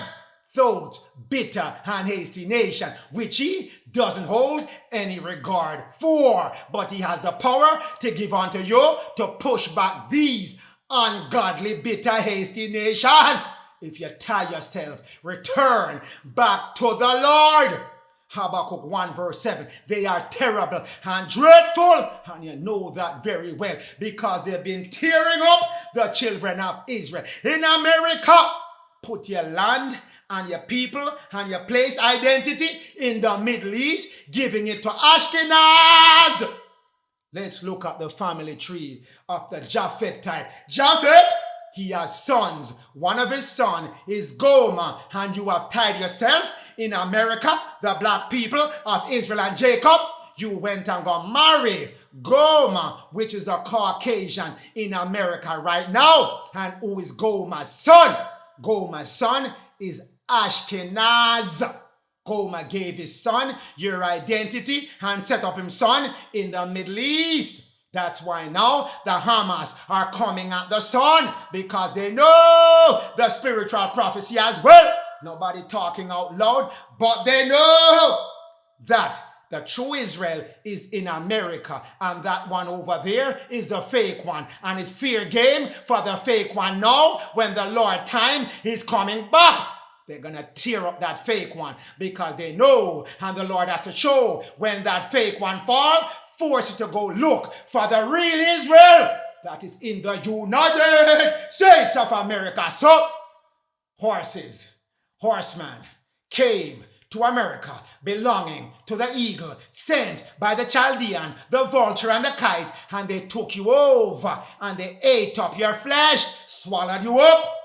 But that is done, as I told you, 2013, biblically, that's when your 400-year done. And they had a reprieve time to steady up themselves and get you back in order up to 2019 and 2020. But they did not answer to the judgment call that the Most High and the Lord gave them warning of, which they perfectly knew well of. So, 2021 to 2027, tear down time. This is the British Rothschild, banker, creditor, debt restructuring of the United States after Abraham Lincoln and Robert E. Lee finished their fighting. They had their plans for America, and they put America to war to make more debt to owe the bankers. So the bankers will have full control, even more, over the United States of America. The United States debt default. In 1862, they had a bigger default. After the Civil War, they owed more debt. First thing they did, they say, Congress, we didn't like how you handle things from 1783 till now. We need you to get more power and separate yourself out of America and run an international exclusive law for us and make sure the people abide by that law. And the Congress would have said at that time, oh, hopefully, no, this is America. We cannot have international law running on our domestic soil. And the Rothschild would have said, I don't care. Nobody asked you. I'm telling you to set it up, because we are in charge. So, Congress went and they found loopholes in Article 1, Section 8, Clause 17, and then they coupled with that the Enforcement Act of 1870 and 1871, forming a country within a country. Congress, federal zone of DC turned into a separate country, and every state has to register themselves in that country and register as well their citizens in those states. All of them get registered in that country of DC, that 10-mile radius of the District of Columbia. That's the first thing the Rothschild implemented. Second thing, the formation of the Columbia Federal District.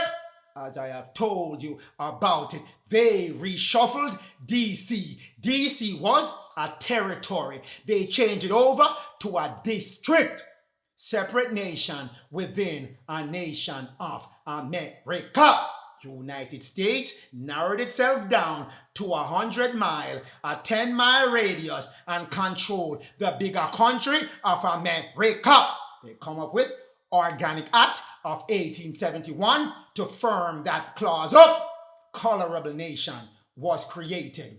Colorable mean it looks as if it's real, but it's a counterfeit. It's a fake. It's not valid, but it looks real on the outside. Colorful nation setup. We're gonna go more into that. The federal Congress and the federal banks became legal and financial representative of the Rothschild, running the international law. You cannot run an international law, an admiralty law, or a maritime law as the main law on any land that is sovereign. You have to run the sovereign common law, and the international law is a side law. They did not do that. They incorporated the Federal District of Columbia into a corporation, set up a maritime and an admiralty jurisdiction policy, and running that as a legitimate country, as a colorable, a fake nation. They made sure they put that admiralty law in place. All states which were attached to America automatically became attached to the federal district, that new country that is 10 miles within DC area. Article 1, Section 10, Clause 1 moved those states as a state within that artificial country, and then you are celebrating it right now. Whoa! After the Civil War, they passed the 14th Amendment, which made us citizens. No, so. Everything come at a price, and there's a hidden meaning behind it. All citizens incorporated into the federal DC zone only. That's what was given unto you in the 14th Amendment of 1868. All citizens are citizens of the fake country. Treaty of Paris. Again, we match it up back with Article 1, Section 8, Clause 17, which gave Congress its power, and Congress was given a 10-mile square zone area to set up as Congress that is representing America. But Congress lost its way and started to represent United States when United States incorporated in 1783 and go and work for the Rothschild bankers' benefit for them to recover their money. Not exceeding 10 miles, Congress became the seat of government of the United States. Notice no America in it. United States. What is United States? United States is a federal corporation running out of DC, which Congress has the 3 branches of government in DC: legislative, executive, and judicial, all controlled by Congress. Don't let what they're showing you now fool you. It's in the law, and the Rothschild are in control. Moving forward, a colorable nation, a fake nation, was set up in America to replace America and make it United States. United States within the United States of America. The adoption of the 14th Amendment to the Constitution put the Enforcement Act in place. Congress given the federal government and the armed forces given to the president. So if you get out of line, the Rothschild merchant bankers can mobilize the armed forces and turn them loose on you, the citizen. Did you hear me? Mobilize the armed forces, turn them loose on you. That is the Third Force Act of 1871, when they put their plans in motion after the Civil War. Rothschild plan the president and Congress to come subdue you. That's the Enforcement Act given unto you as a citizen in case you want to do your citizen uprising. In your modern day time, Congress extended their power to the United Nations, and the United Nations has taken the presidential power and have control over your armed forces and all your police. Not one of them, except the sheriff, is exempt from this. The sheriff make their swearing in, their pledge to the United States of America. All other police policy enforcers made their pledge to United States and the United Nations.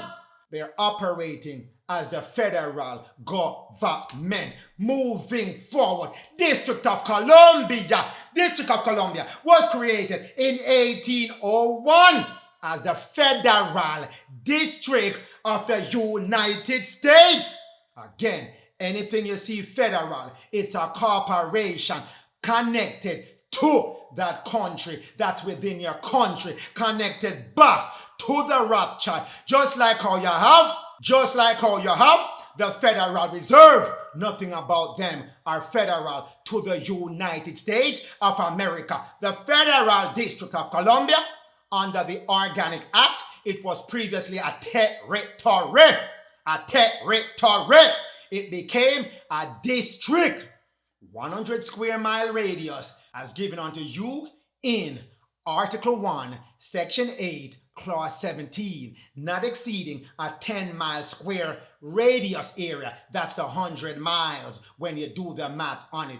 That is this nation that is set up, District of Columbia, moving themselves from a territory to a district. Why did they do that? Were they just bored and decide we're going to change it from a territory to a district? No! Everything as a reason. And with these Rothschild and with these tricky dickies, always a nefarious and evil reason to enslave further the children of Israel and all the other people in America. The district was governed by the U.S. Congress from the beginning. Congress and Congress alone control that district. So no matter how they come tell you about no Senate and no this, Congress in charge. That's the District of Columbia until 1871. Territory, a part of a country separated from the rest. It is part of the country, not yet admitted as a state of the union, but is part of the country. What is district? One of the portions of an entire state or country. One of the portions may be divided judicially, politically, administratively, purpose. It's a country within a country. We'll find that deeper as we go along. So, by law, Black's Law, these are the definitions given. A territory is part of the country. District, one portion of a country in another country. That's the difference between the two. Don't believe? Let's look again. District of Columbia, country of Columbia. Legally, it is neither a state nor a territory. What is it then? What is it? But is made a constitution, an executive, an exclusive jurisdiction of Congress, subject to the law, the word of law, the word of statute, the word of policy of Congress. It is not a state, it is not a territory, then it must be a country. Not a city, not a municipality, not at all. It's a country within a country, controlled exclusively by Congress, running admiralty and maritime jurisdiction policy. That's going on because District of Columbia is a corporation. Children of Israel know what's going on. Jurist of law. Diction, the word of law. That's jurisdiction. The word of law of Congress. Exclusively under the word of law of Congress. Getting the right meaning of Congress running D.C., that separate country within your own country of America, giving you their exclusive word of law, given back unto your children of Israel. So they created a colorable nation. Let's look up the word color. So next time you use, I am a person of color, giving yourself two fake and dead and counterfeit names. Color, appearance, resembling, similar, as distinguished from which is real. Color is not real. It's a fake. It's a counterfeit. Deceptive appearance. That's in your law. That is color. Lack of reality. Lack of real. That is color. Disguise. That is color. The word also means dark color, dark complexion people. That's why they call us color. Every time you check color, you're telling them that you are not real. You are deceptive in appearance, and you lack reality, and you're wearing a disguise as a dead person. No, your law, the truth, which is the law, shall set you free. Children of Israel. Hence, the equivalent African descent or parentage. That means that not real. That's what it's telling you. Not real. They are concealing who you truly are. It's a deceptive description given unto you by the deceptive country. Color of authority. That's what Congress assumed for themselves. That the resemblance or presumption of authority derived from an apparent title, but it's not real.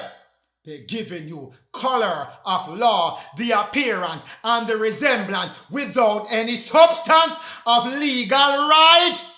Again, it's not lawful, the law that they're giving you jurisdiction, statute, policy, color of law. Legal right, not there. Completely illegal. That's why the Most High is breaking it down as we speak. Down as we speak. Breaking it down. Putting themselves in colorable office. That's Congress, the President, the Senate, the state, and the municipalities, all running color of office. An act unjustly done by an office being grounded upon what? Corruption! Because they're running a corporation, a country within a country, and not telling the people, deceiving the people, and robbing you of your sweat and labor, and giving it to the Rothschild as interest payment on the big debt America owes, which is a shadow, a color. It's not real. A claim or an assumption of right to do and act, running a country as a corporation, using that office by a person who is legally not having any such right to do so. Again, they give you colorable things. That's the word. Colorable, used to describe in their law book what they're doing, but you did not know, and they tell you to go hire a lawyer, and the lawyer will not tell you these things. That's your country running a colorable nation in the background. Colorable in appearance only, and not in reality. Not real, counterfeit, having the appearance of truth, but it's a lie. That is your colorable nation, set up for the children of Israel, set up as well for the Gentile, because the Gentile, the one in the lower echelon, do not know this as well. Children of Israel, colorable imitation. In law, it's an ingenious plan to imitate and deceive the children of Israel. Colorable. Next time you say, I'm a person of color. Check yourself before you say that word. Colorable. That's what it means in appearance. It is real in appearance only, but not real. Give it back. Colorable law. Appearance of a legal authority, legal right that may not exist. Cornell law telling you back what is going on, but not telling you it's being run full-time in your own country. Colorable transaction appears legitimate, appears lawful, but upon further inspection revealed as fraudulent and invalid. That's the country within a country, Congress running that colorable nation in the background of America. It's a sham, invalid, fraudulent. Again, the term was used in what? 1871, the same time I'm telling you about, in the Civil War, in the civil rights that they claim you had under colorable law. Children of Israel, you're getting your information back. Colored people, all of this was done for you to make sure you stay down and don't get back your nation that they set up themselves on. Colored person. We know a person is a dead artificial person set up as a corporation later on in 1933 by FDR to come rob your money.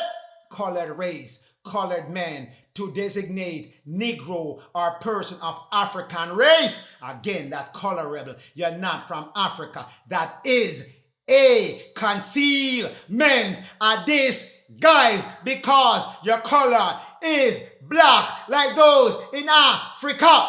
They attach that colorable identity to you, but it's not real. It's concealing that you're from and originally from America as given unto you by the Webster 1828 dictionary. Copper color, original, indigenous people on the land of America before the European, black, Shemite, and Canaanites arrived. That's you, children of Israel. Check yourself before you call yourself not colored. You are not colored, children of Israel. District of Columbia. Then and now, when they change it up, the District of Columbia, under the Organic Act of 1871, is an act of who? Congress setting themselves up in the District of Columbia, further setting them apart from America. They set up the country within the country. Article 1, Section 8 of the U.S. Constitution permit the establishment of a District of Columbia. It was first set up as a territory and they changed it to a district not exceeding a 10-mile radius, 100-mile as they put it. That is the seat of government of Congress of the United States. No America. No America. We already covered this, but just to give you a reminder, a District of Columbia, it's not a state, it's not a territory, it's not a municipality, it's not a city, it's a country within a country. None of the other things that you know it is, which leaves the obvious and the factual conclusion. It is a country within a country set up as a corporation to operate and do business internationally with the Rothschild and all the bankers outside of the U.S. and to pass law, not law, statute, policy in the U.S. under the disguise as law, colorable law. Moving forward. Frequent question asked about Washington, D.C. D.C. isn't a state. It's a district. It's a country. D.C. stands for Country of Columbia. That's the name of the country they set up in America. Columbia means freedom and all kind of that they're telling you. Not Augusta. It means robbery.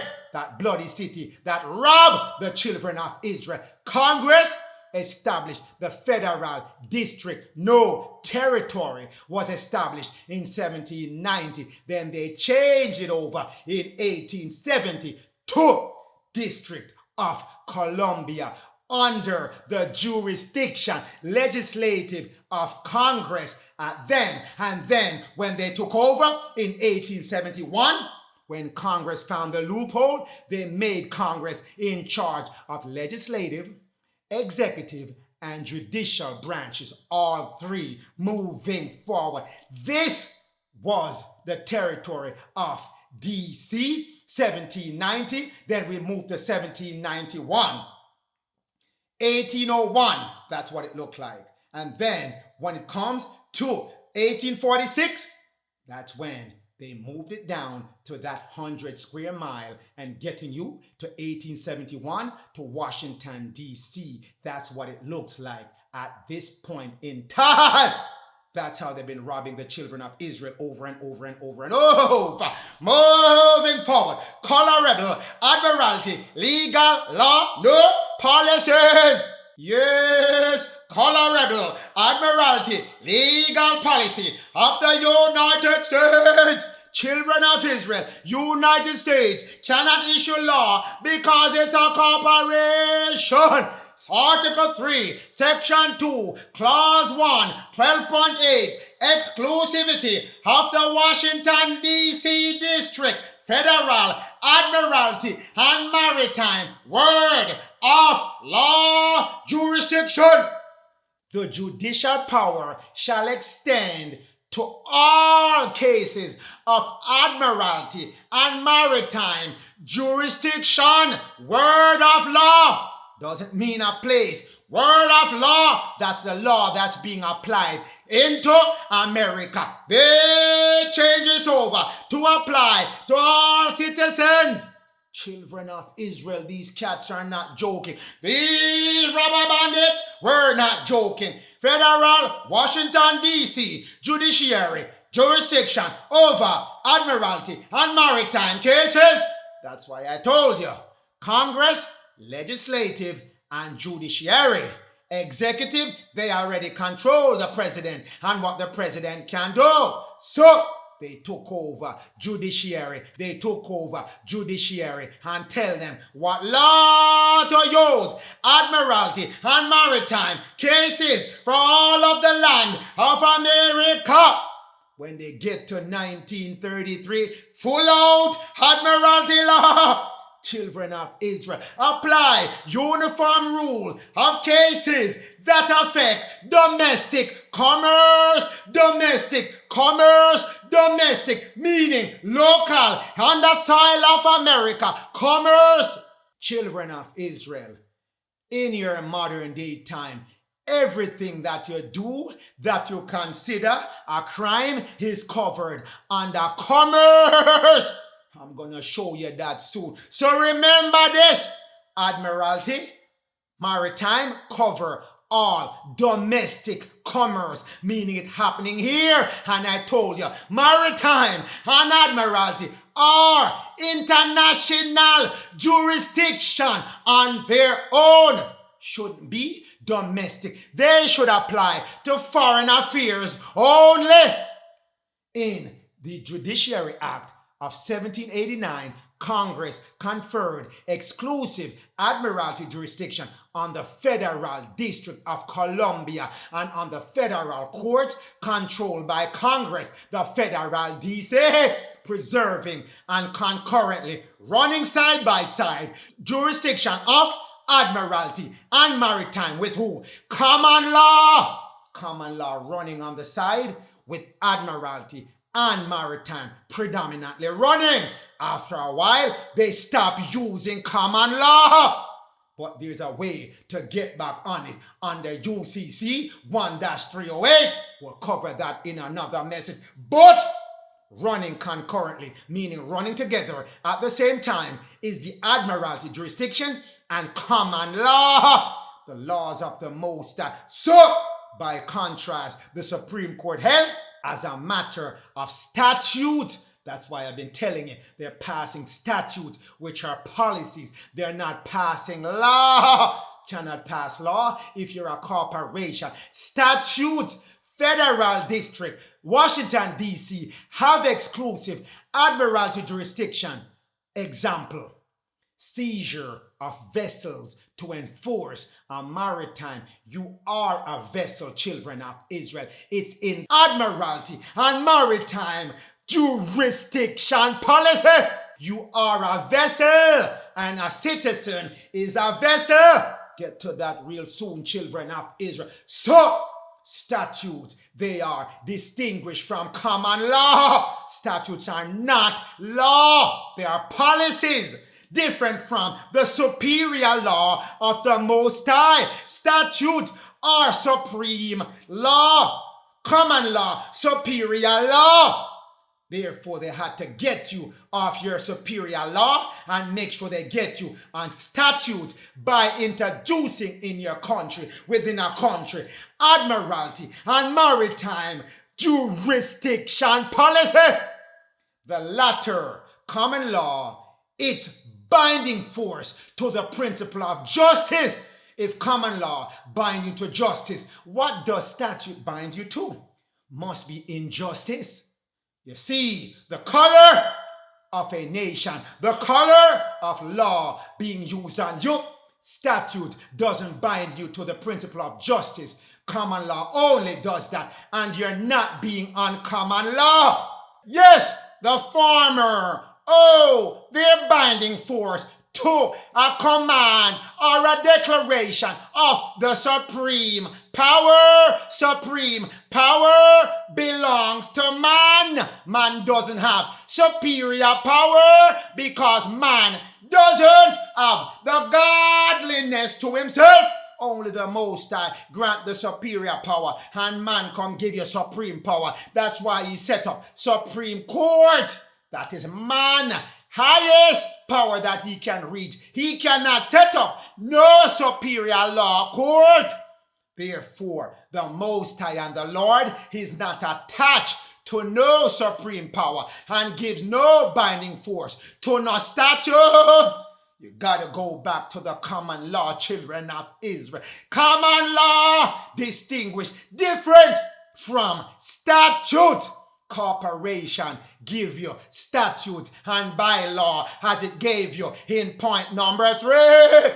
Acts of a corporation, bylaw of a corporation is a statute intended to be permanent. No, it's not eternal. No, it's not eternal. It's temporary rule that he make up as he goes, making up stuff and calling it statute, passing it off as law. Law, colorful law, doesn't have no power of force on the superior level. It's not a common law. No act of force on the superior common law level. Only acting as a statute in the supreme, manly, made up level, command and declaration. That statute again. It's a corporation issuing statutes. You see what I'm telling you, children of Israel? A statute is issued by a corporation intended as a permanent rule. It's not law. A permanent rule, not law. It's a bylaw of a corporation, aka a policy. They cannot issue law to run a sovereign country or a country.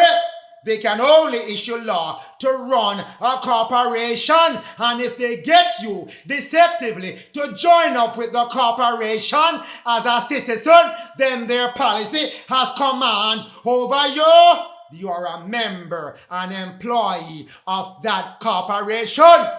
When you become a citizen and you move yourself off the common law, the principle of justice, the binding force, and bring you back to the principle of injustice.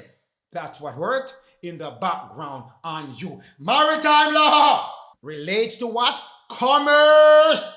That's why I go back here and it tells you it's related to domestic commerce. Domestic? No, it should relate to international commerce. Mainly relates to commerce, transportation of persons by sea. You are a persons. Remember that. Sea, that is their way to break up and to code law. Land, air, water. Water equals sea. That's the law they have you under. The sea. Esau. Buried in Esau is sea. Single European Act. And also that means water. Land, that is common law. Air, that's trust law. Water, that's commerce law. That's where they have you under. Transportation of persons, that's you. The citizen is a person and a person is a citizen. Admiralty, both civil and criminal. And it covers again, commerce. Hear me, children of Israel. Commerce, both maritime and admiralty, cover commerce, whether civil or criminal. They should not cover criminal, only civil, because a commerce can only be of a civil. Common law covers criminal, but they buried it in the statute, maritime statute, admiralty statute, moving forward. So, let's figure out where this commerce and the citizen attach the vessel and U.S. Code 18, Section 9, the vessels of the United States States defined. Section 7, special maritime and territorial jurisdiction of the United States. Defined maritime mean high seas.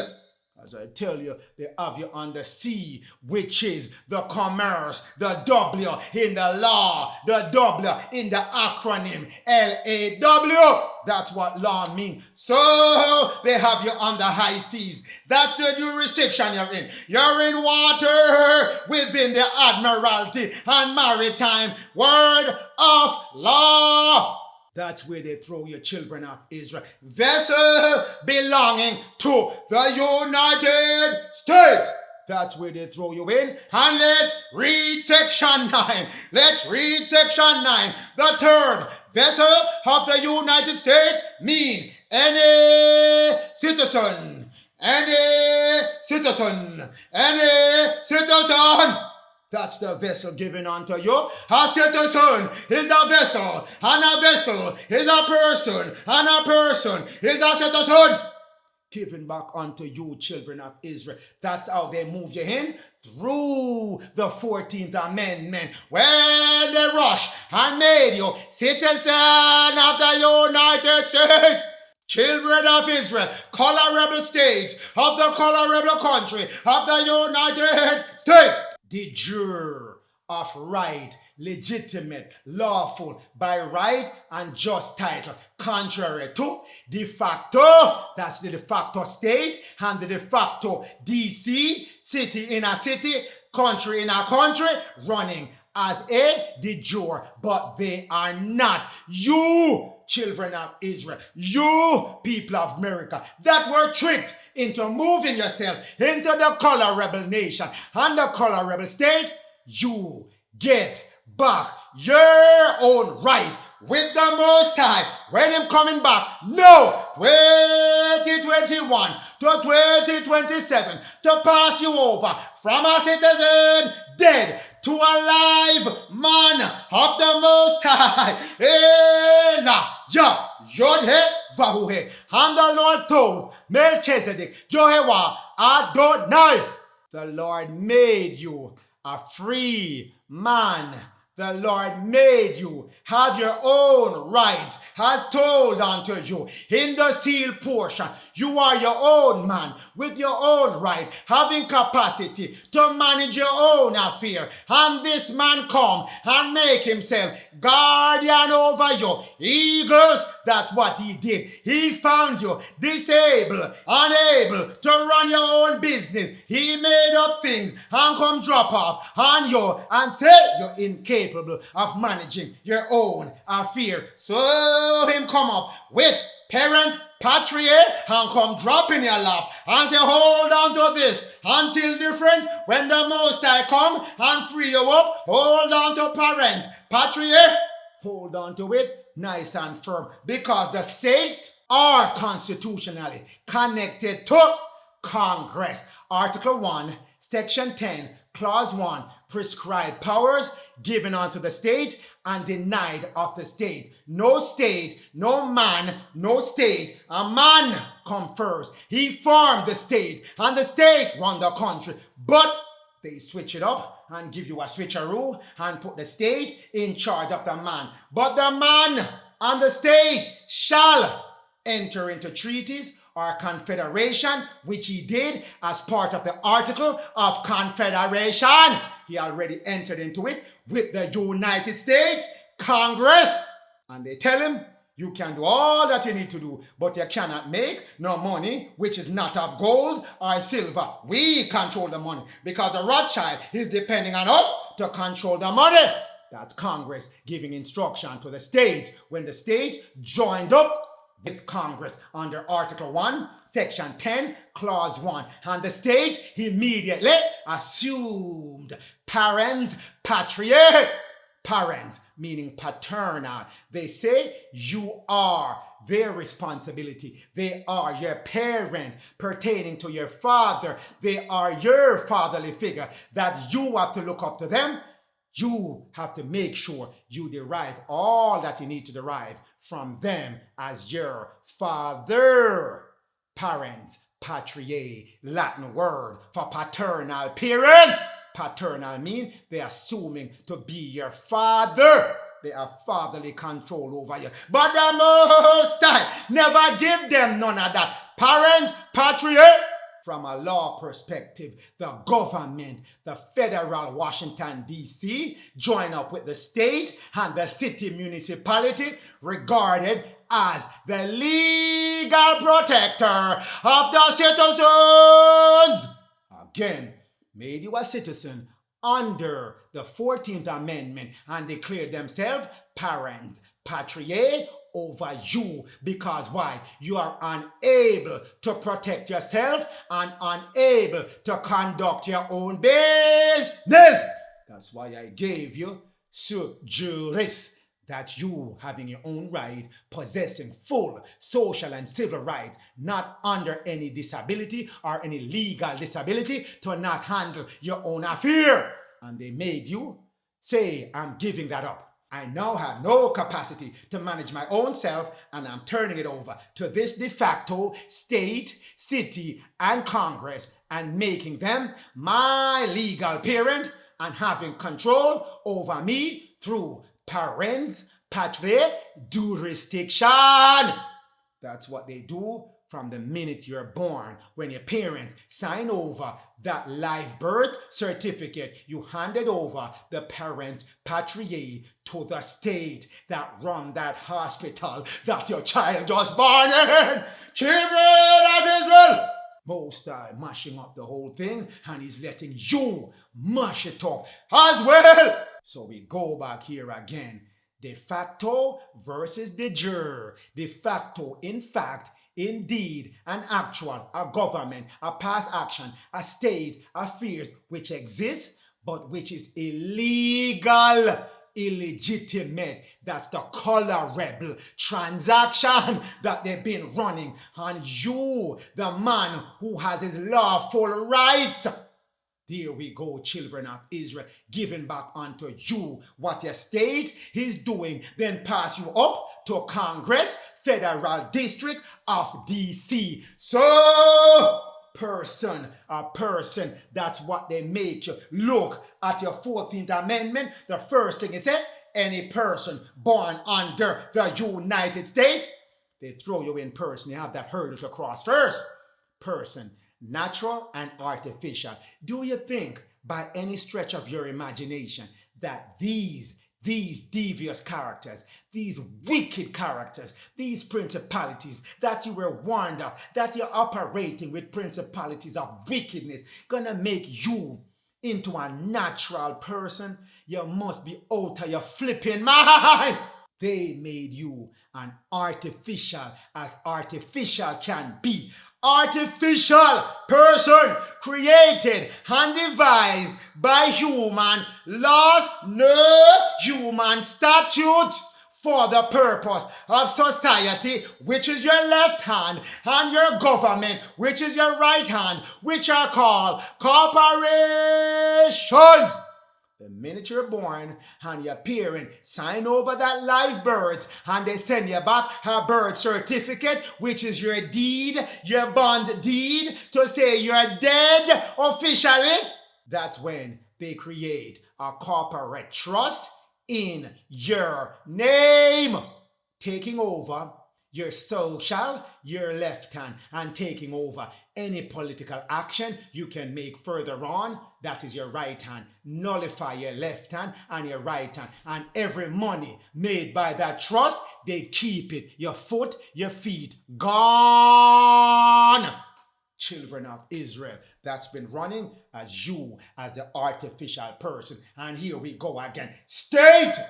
Allegiance to any state. That's what you have by borning in that state and getting a birth certificate. That's the allegiance to say they have parents patriae over you. That's what it starts. And then the states are connected to the United States, which is a federal corporation controlled out of where? Of District of Columbia. They're all running rocket on you, but the most I say, all of that dolly house time, done. No more can it work on the children of Israel. It is coming down. All crafts that are worked on you are coming down, and it's not coming down from the outer space people, no outer space spirit. It's coming down from the 5 events scheduled to occur to America and the rest of the world. Civil War, then World War, and then the army of fallen angels coming upon America, then the children of Israel getting back their light over self-white garment body, coming back, and then Red Katrina mashing up the whole place. 5 coming your way to make sure United States is no more, and the states attached to the United States is no more. 8 USC Code 1101 and 28 USC Code Section 3002 gone at that time. Colorable citizen, that's what they create for you. Children of Israel moving forward. Citizens of the 14th Amendment, all persons. Starting you out as a person to describe your 14th Amendment right as a citizen. So you're on rocky ground already because you're an artificial person. Everything come after that is null and void because you're under parens patriae already. Born or naturalized in the United States. Second strike and your knees wobble already. You're under the cooperation of Congress when it see United States and subject to the jurisdiction. Again, subject, you're under control, under the dominion of someone else other than yourself. De jure. People don't have subjected to no other people. They are subjected only to the Most High and the Lord. You're under the word of law and you are a citizen. That's how you get to be a citizen. If you are naturalized in Congress and you are a person, a dead person, willing to subject yourself to the word of law of Congress in the United States, then you are a citizen. And you're also a citizen of the state you reside. 5 ways I catch you. Person, United States, subject, you're under jurisdiction, you're a citizen, and the state you reside in, I already control it under my attachment to Congress. I attach you through them back to me. Capture you in every direction that you turn. They captured you, could not have freed you up until the Most High said, time for you to free up. Person, artificial in Latin, character in there, sadistic and wicked. Play. Greek, prosopa. What is prosopa? An imaginary or absent person. You are not there. You are dead at sea under Setsui Kevi, and you have left a shell in the background to operate as you. That's the dead artificial person until the Most High bring back the natural man and woman back to their de jure standing where they can take care of their own self. Again, from a spiritual, scriptural standpoint, perso in Latin means lost. They didn't come up with the word person by accident, children of Israel. It is all conjured up and spelled in the word. The word has a spell on it. Perso, lost. And they take your Hebrew letter N, which stands for none, the seed. Remember, it says in Genesis 15 verse 13, the seed of Abraham shall be captured and afflicted for 400 years. That's the N of Abraham, the seed of Abraham. When you put it onto perso, you get person, lost, seed of Abraham. So that's what they declared here. As an artificial person, an artificial lost seed of Abraham, and they turn you into citizen. When the Most High already tell you, stay away from citizen, children of Israel. Job 32, verse 21. Let me not accept any man, person told unto you, Paul told you, don't accept no person title and no other flattery title. They're giving you person of color and da. None of that. Stay away from it. You are a man. Job 32 verse 22. For I know not no flattering title. In doing so, you make me a lost seed. Children of Israel, your Bible speaking unto you over and over, been telling you, stay away from person because they're making you artificial and they're attaching you fully and fixed to a citizen. Every full citizen is a person. You hear me? Every citizen is a person. That's why they're telling you a person naturalized or born and ready to subject themselves to our parents' patria. We will gladly make you a citizen. Human beings having no legal right. Slaves in the English law. Children of Israel, this man is not joking. English law of citizen and inhabitant of a city and inhabitant of a country. Subject is the word. What is subject? Being under the power and the dominion of another country within a country. Congress and its state that is set up to hold your birth certificate hostage and to rob your land, rob your house and steal your car by colorful conversion of property. Children of Israel, the Most High giving you back your record. Children of Israel, all person born and naturalized in the United States, all that are subject. That's why I gave you back the word for subject.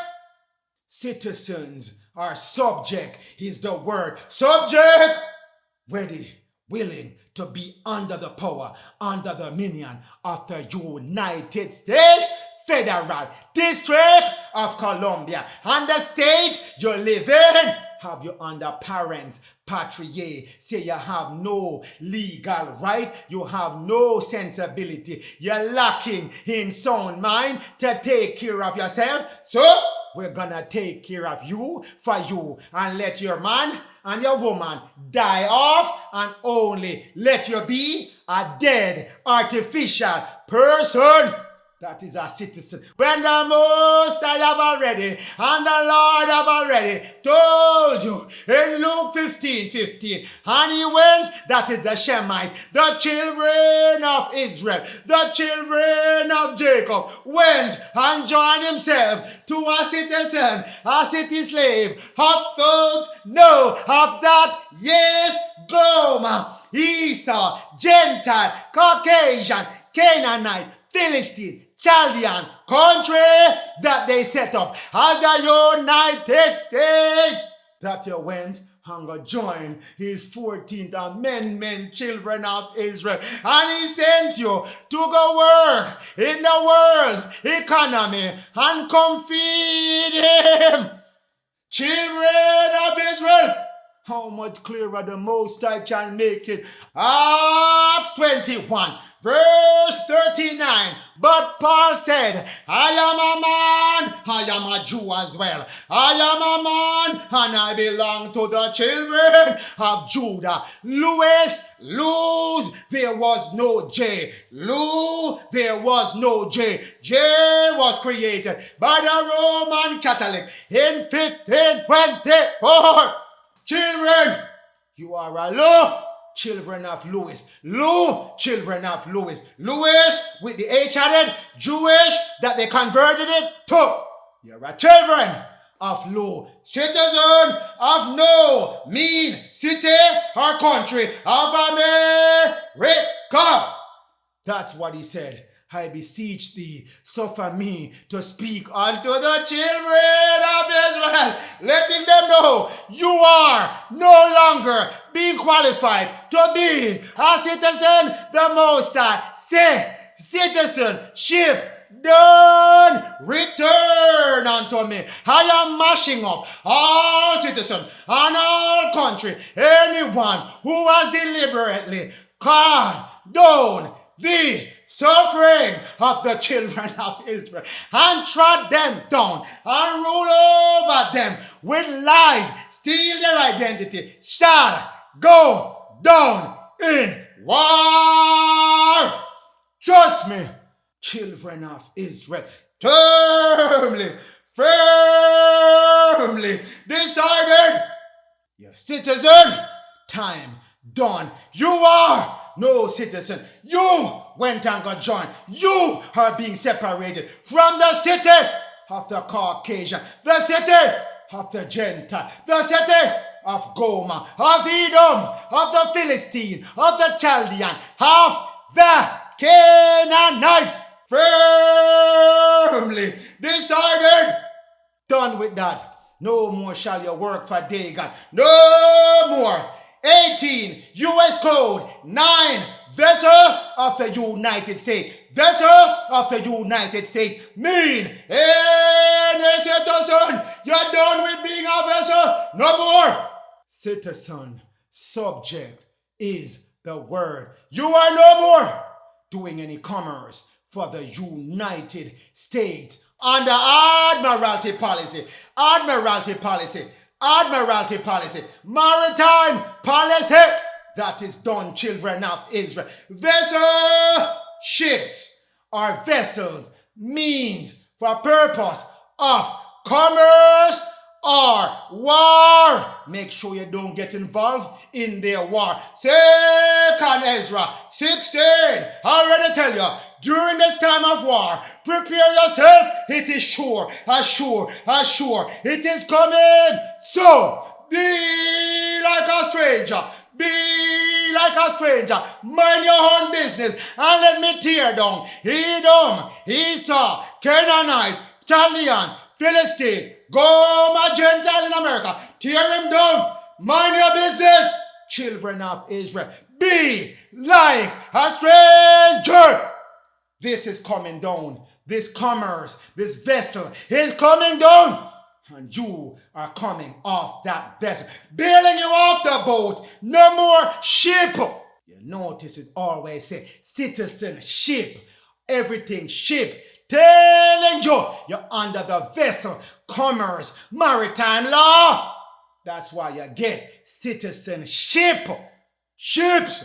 They're telling you back in the spelling of the word that you're on a ship. You are the vessel for commerce and war. So, children of Israel, 18 U.S. Code 9 classify you as a vessel of the United States when you made yourself a citizen told unto you. A citizen told unto you in Jeremiah 51 verse 34. King Nebuchadnezzar, all the presidents of the United States, Babylon, aka seal portion 72 verse 31, Babylon, in case Babylon try to lie and say it is not the United States, that's Babylon. Given back unto you in your second stick. Babylon has devoured the children of Israel, the children of Jacob, crushed you, made you what?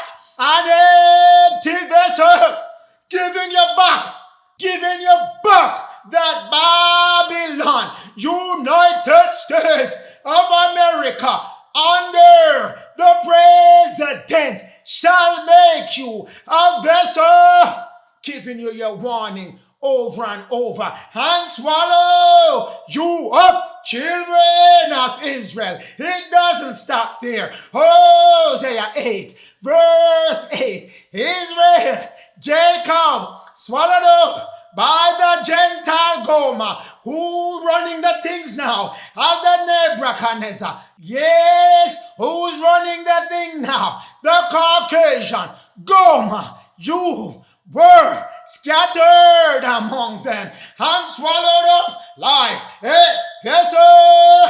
That's the children of Israel getting back your warning from your book. First stick and second stick, but we're not done yet. Children of Israel, you got to know how deep this thing go. You got to know, children of Israel, 27 CFR section 72:11 tells you what are commercial crime. Commerce crimes, meaning of the term, commerce crimes. Maritime law, commerce. Admiralty law, commerce. These are all the things you've been going to. Children of Israel and Jacob, you've been going to prison, jail, courthouse, all kind of different places for commercial crime. But you think it's a crime against our country. But it is a maritime and admiralty crime. They've been charging you and locking you up in prison and jail because you don't know the racket going on in the background. Commercial crime for federal or state purposes against the revenue. That's the offense that they first want to grab you on. If you try to stop their money, they consider it a commercial crime. Children of Israel, burglary, commercial crime, counterfeiting, forgery, kidnapping, larceny, robbery, commercial crime, sale or possession of guns, commercial crime, prostitution, commercial crime, extortion, swindling, confidence game, commercial crime, conspiracy to commit a crime. They call it commerce crime, compounding and foregoing any crime, commercial crime, addiction to drugs that they've been locking you up for, commercial crime, when they should be setting you up for treatment, no, for cure of your addiction to drugs. They're locking you up and robbing you on a commercial crime. Every commercial crime, they dip into your trust money set up under your name. At birth, everybody getting paid. Children of Israel, commercial crime. Use of drugs, marijuana, commercial crime. Treated as such, commercial crime. Children of Israel, you notice how they put marijuana separate from the narcotics, marijuana separate from the narcotic, because they know you are the children of Israel. And if you're following Revelation 22 verse 2, which tells you the herb is the healing of the nation. That's the marijuana, the right one. Not the one that they mix with bush and put chemical on it. Not that one. The true one. The true tree. The true tree given unto you by the Most High. That's the one. But it has to be used under the advice and the instruction of a high priest of the Melchizedek order. All these crimes, commercial crimes.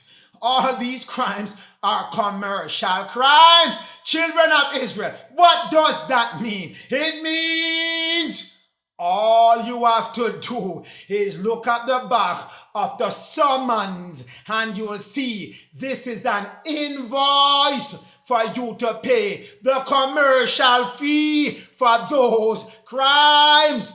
Don't have to go to no jail. You don't have to go to no prison. As long as you satisfy the fee, the receipt has the fee. The summon is the invoice. That's all it is, children of Israel. Children of Israel, you're getting back your information. All you have to do in the future, if they bring you up on any of these crimes, have a certified, authenticated version of your birth certificate. That's your bond. given unto you at birth to pay all crimes under what? Maritime law or admiralty law.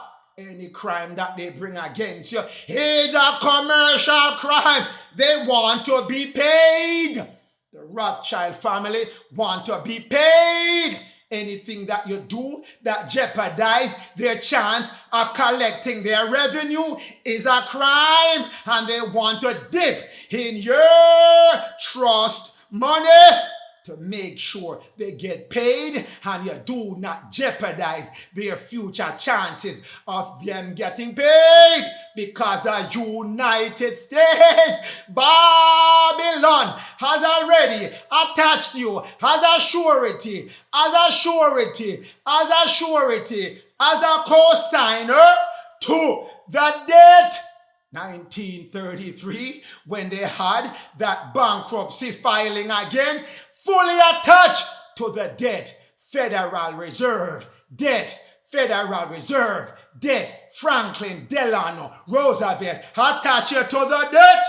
You didn't know, but now you know. So, commercial crime, these are all admiralty and maritime crimes. Children of Israel, nothing less. The Lord will not acquit these wicked that has been running this rocket on the children of Israel, nor will he acquit America, Babylon, that has been afflicting his children for 400 years with all these trickery, admiralty and maritime law, and robbing them up. Done.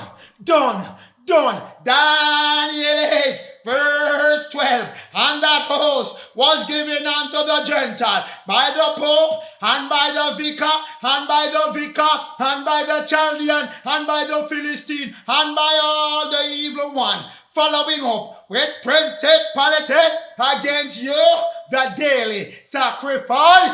Children of Israel and Jacob, and they perform all kind of transgression against you, and cast down every truth they can possibly cast down, fling it down to the ground, practice and prosper, but prospering time done. 2021 to 2027, chop down time.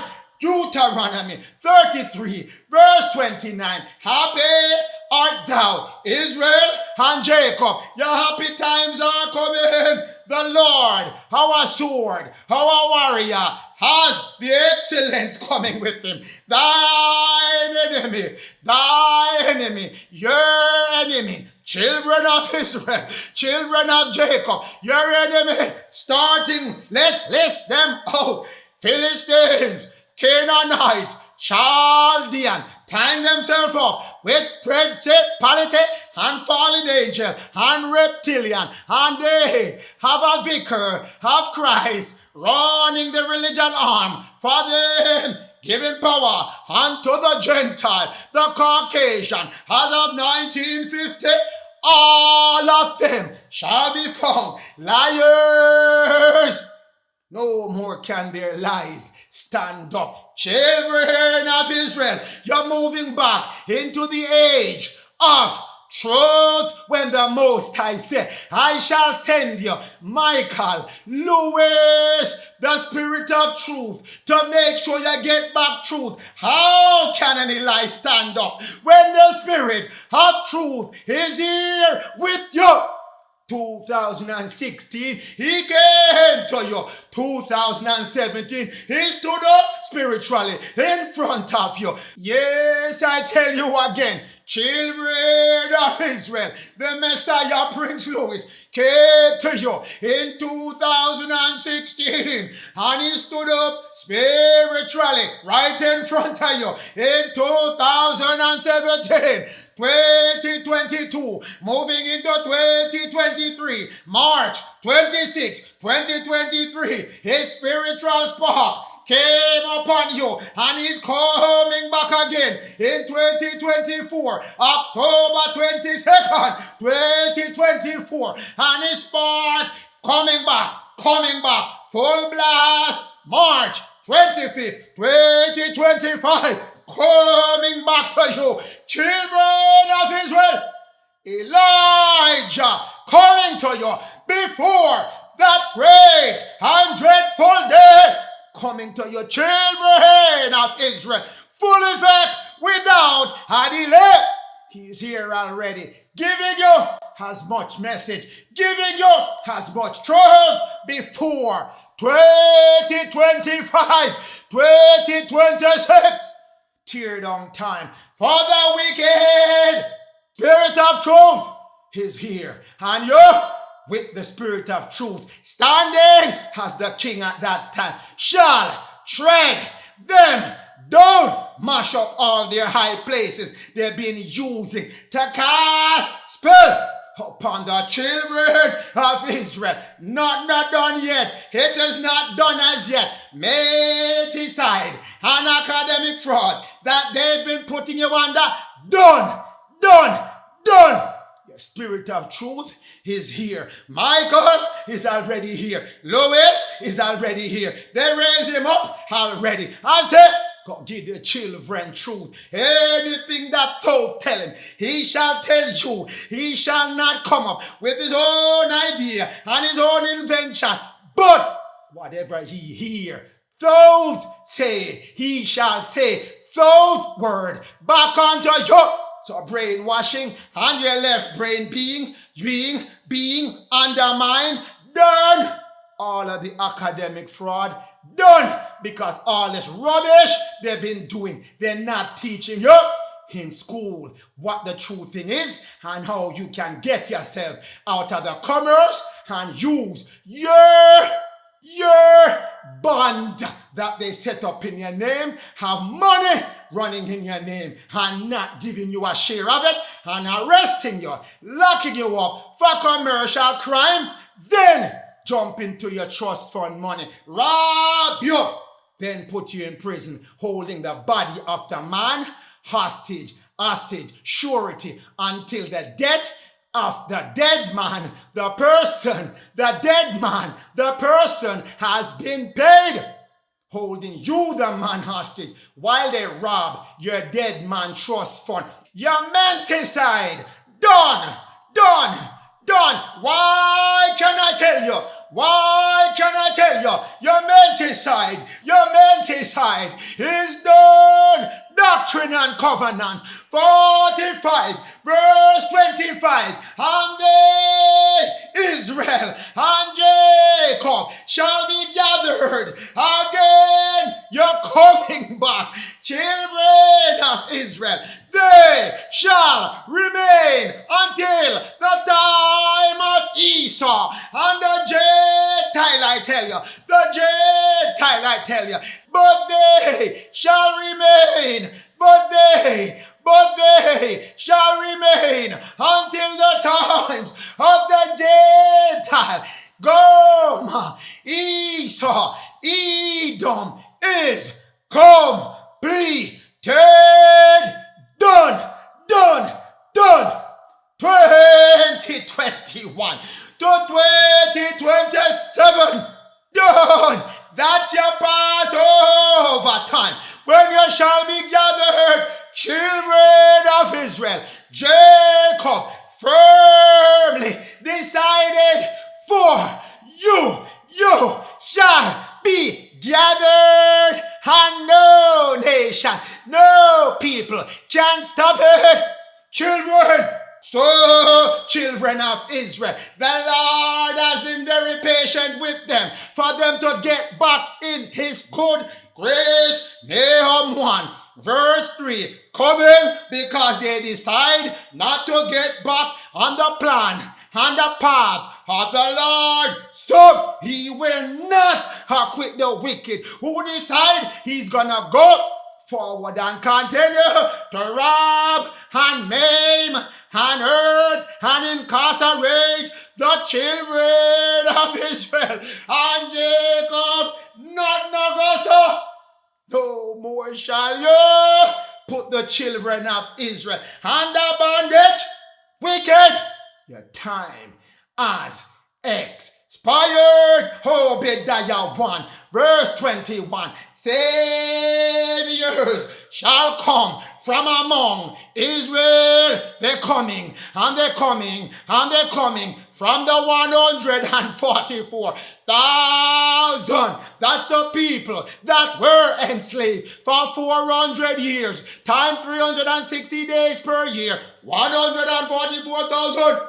That's the group of that people that these saviors will be coming from to do what? On Mount Zion, Denver, Colorado, the high spiritual city of light, to judge Esau, Edom, Esau, Caucasian, Esau, Caucasian. If you continue to follow the Philistine, Canaanite, the Chaldeans, which are Hamites, and they're hybrid as well, mixed with human and reptilian, and some of them are full reptilian, and they tie themselves back to Lucifer and the fallen angel. If you don't let go that company you've been running up and down with, you shall be part of that judgment. I shall send those saviors from the elect, the saints, the helpers, out of the 144,000 group shall come on Mount Zion and judge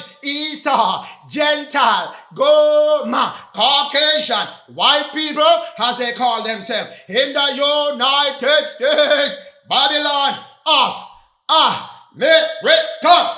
The kingdom of the Lord, the kingdom shall be long to the Lord. Coming up, children of Israel.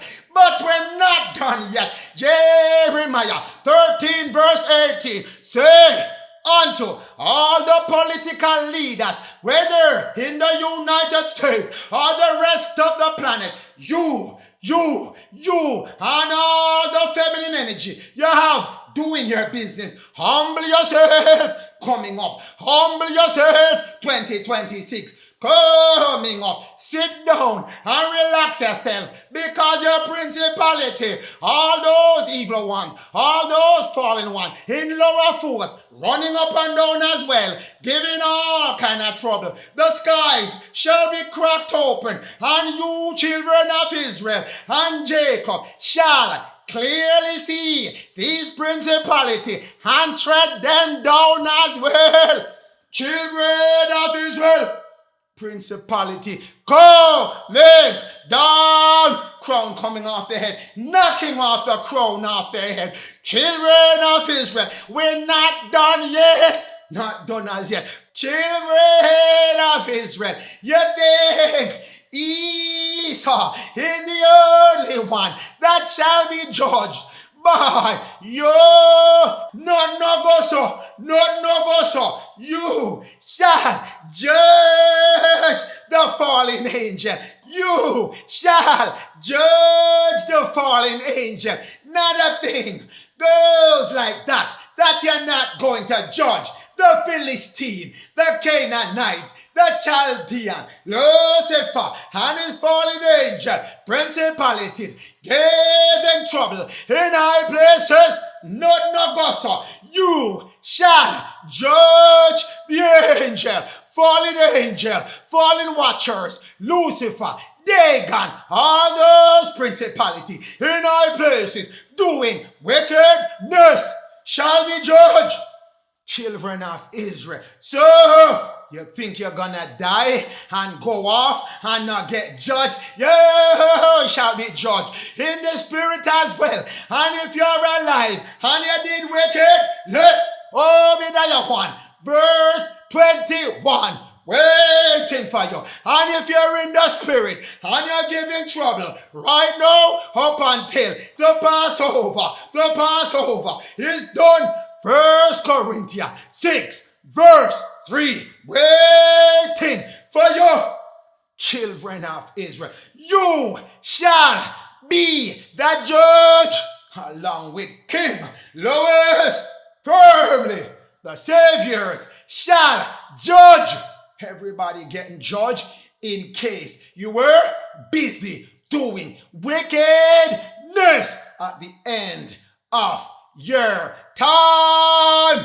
2021 to 2027. Your Passover time, firmly giving back and decided for your children of Israel and Jacob and Judah and Levite and Ephraim, giving back 144,000. Those people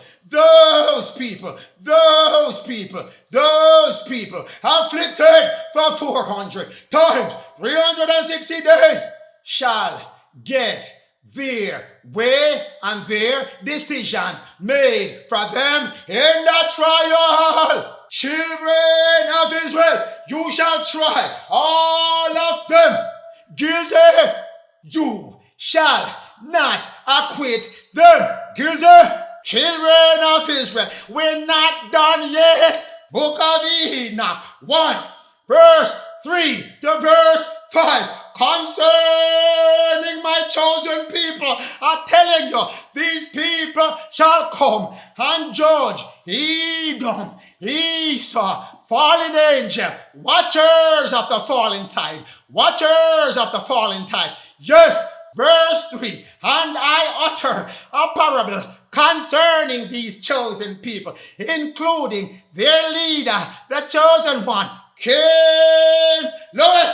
Great one coming, children of Israel. The holy and great one, King Louis at that time, come out of his dwelling, coming back after 12 months, coming from the ocean, entering into Mount Zion, Denver, Colorado, and the eternal God living forever through King Louis will tread them down from Mount Sinai, Giza Plateau, that's in the old Egypt, being aligned with the new pyramid in America, Denver, Colorado. He, King Louis, will appear with his host people after 144,000 has told unto you in Revelation 14:1. Children, you think you're not going to subdue all these folks running up and down on your promised land? No, sir. You shall bring them down. That's what it told you here. They're coming down, children of Israel. Yes, he will appear with his host. 144,000 sons of God, children of light, elect, saints, masters, ascended masters. They will come and will appear with what? Strength, political strength, strength, social strength, and with what? Power from heaven. That's why I told you, Jacob's name was changed to Israel, and Israel got power with heavens and with man.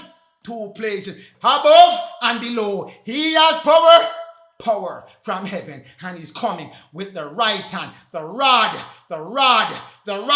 to tread down all those who are in Book of Enoch 1 verse 5, because they know the Mount Sinai people, the Giza Pyramid people, the people of Denver, Colorado, coming, King Louis, and the helpers, the saints, the elect, the ascended master, the sons of God, arise, O God, and come deal with those in 1 verse 5, and all of them were afraid. The watchers, fallen watchers, will shake in their boots. Fear and great trembling will seize upon them when they see the great army.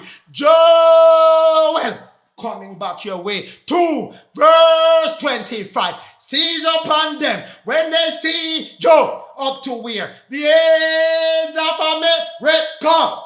That's where you're coming. And as you deal with America, you're going to cleanse the rest of the planet. You hear me? You hear me? To the ends of America.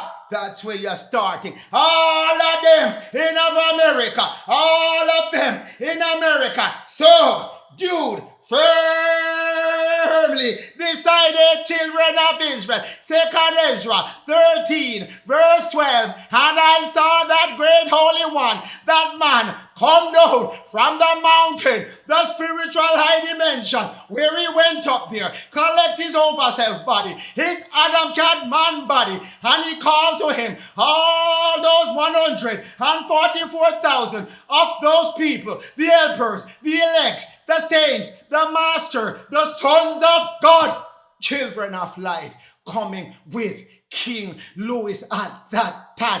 2 Ezra 13. Many people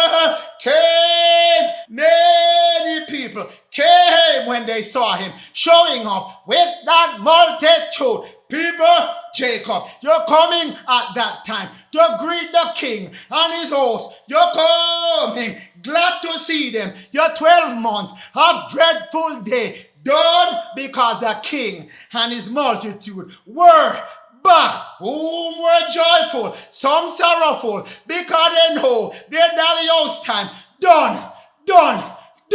Nothing more they can do to harm Jacob. Some of those wicked ones were bound.